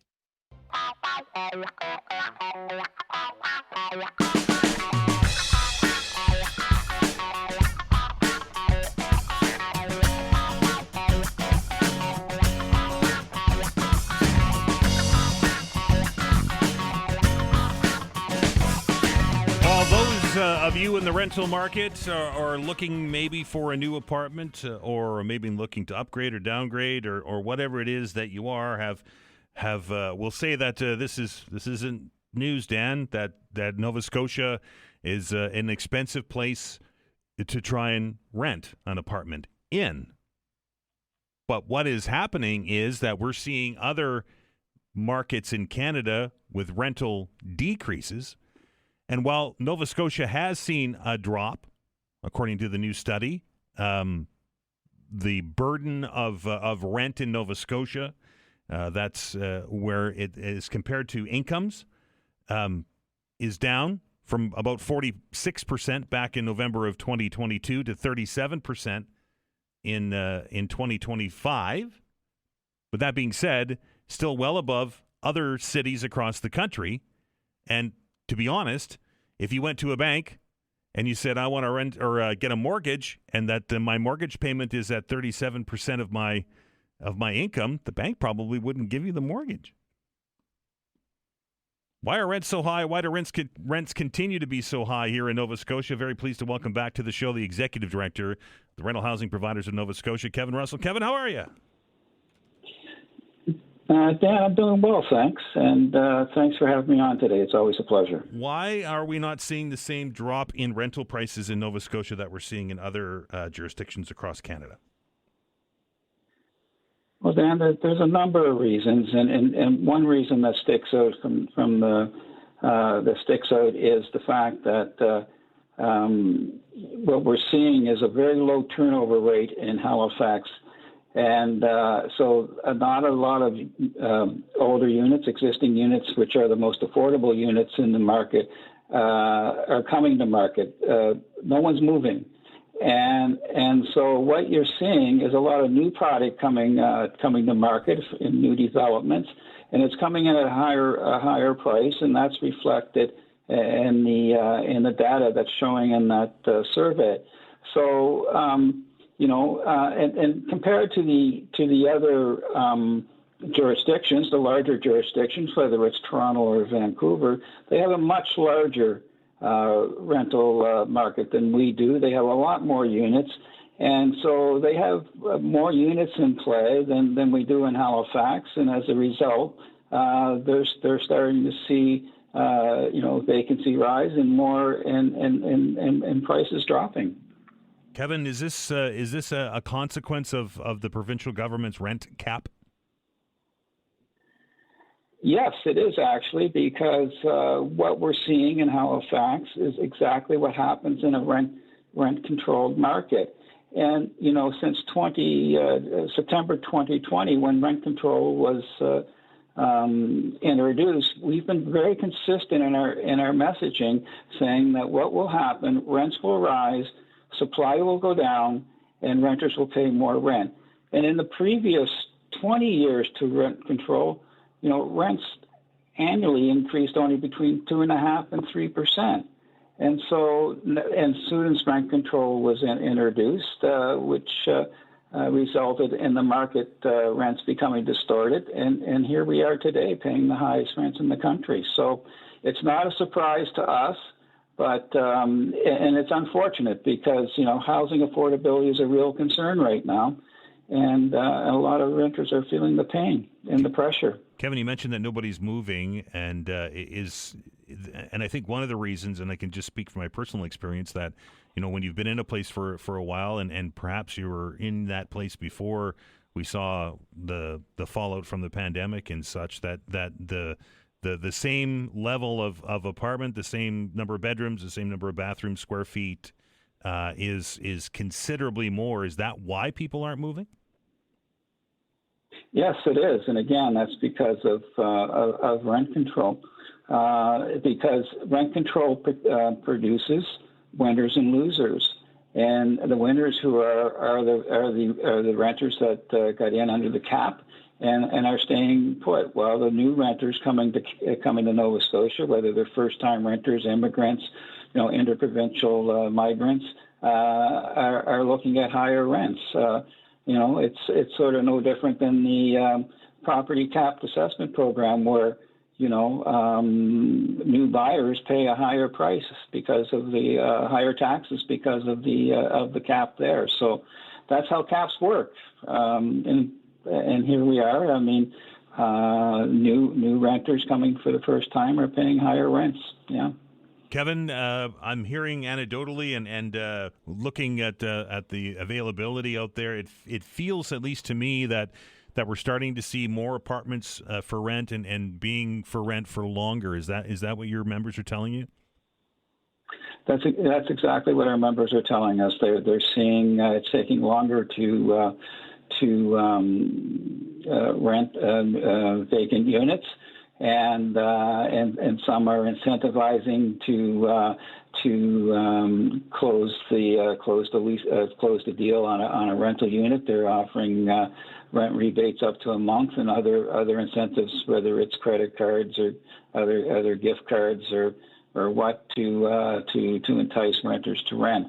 But at the same time, what's being missed in the conversation is a lot of the small, what you call mom and pop family managed businesses. They're leaving the industry. They're selling their rental properties, which is being converted back to single family home rent ownership, or they were losing the duplex market because it's certainly unsustainable for them to economically to stay in business. And again, when you look at what's happening with operating costs under a rent cap environment, you're seeing heavy increases in water rates, as we know, 18%.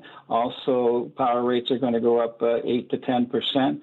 We're having increasing insurance premiums are skyrocketing, and also now we're looking at possibly a 10 to 11% property tax hike. And so that's going to have a dramatic impact on the viability of the small landlord, and they're vital to the industry in Halifax. They collectively own 60,000 units. So that being said, with the incentives, Kevin, and all of those input costs that you described for us, is it fair to say that we won't see any kind of significant reduction in monthly rent, and instead people and landlords trying to close deals will turn more to those incentives? Yeah, you in the existing inventory, you may start to see some reductions in rent. It would be difficult in the newer units, the units that are just coming to market in the new developments. They're going to probably stay at the rental incentives a lot longer than they will in the existing market. We have some of, if not the most expensive rents in the country, yet the salaries, Kevin, in this market don't compare to those other cities. Something has to give, right? Yeah, at some point, if it keeps going the way it's going, we know there's another 12,000 units coming to market over the next 2 or 3 years. But what we don't know is how many of the smaller landlords are leaving the market. But it's easy to say that there could be an overbuilt situation in the next year or two, which will which will play out probably where there will be more rent reductions. Yeah. You may not know this, the stats, Kevin, but are these the new buildings, these new construction buildings? I mean, looking out the window, I see several of them. Are they having trouble filling, or are they filling up? They ramp up quickly to about the 60, 65, 70% level, and then it takes a little longer for them to get up to the 80 to 90% level. So they are being impacted, but there's a lot of new people coming to town, and they're professionals, and of course they're earning a good wage. But really, who is impacted in this market, and it's unfortunate, is renters on fixed income and low-income renters. They are the most impacted by what's taking place in the market because their incomes are not keeping pace with rising inflation, and whether it's rent, food, medicine, it's really a devastating market for them. And some are facing the probability or the possibility of ending up in a tent. Quite possibly, yeah. I mean, we just finished the Stop the Property Tax Hike campaign, and we read thousands of letters of seniors and those on fixed income that saying that they may end up in a tent or homeless or someplace, and this is going to be another cost on society as long, and then associated with that is all the mental health issues that will go along with that. There's a lot of renters and homeowners are in fear of losing their homes. Kevin, appreciate your time. Have a good weekend. Thank you, Dan. That is Kevin Russell. He is the executive director, the Rental Housing Providers of Nova Scotia. Halifax has some of the highest rents now across the country. That includes places like Toronto, Montreal, Vancouver. And I think there's a serious discussion that needs to be had, not only from the landlord perspective and from government perspective, but we have to have the employers into the conversation as well, right? Because having your average rent at 37, 38, as high as 42 or 46% what it was back in 2022, Kevin talks about not being sustainable. That's not sustainable. Might be something you want to discuss when we open up the telephone lines here. We're going to do that for the Friday Free-for-All right after the update. You're listening to the Todd Veinotte Show. I'm Dan Ahlstrom. We're back in minutes.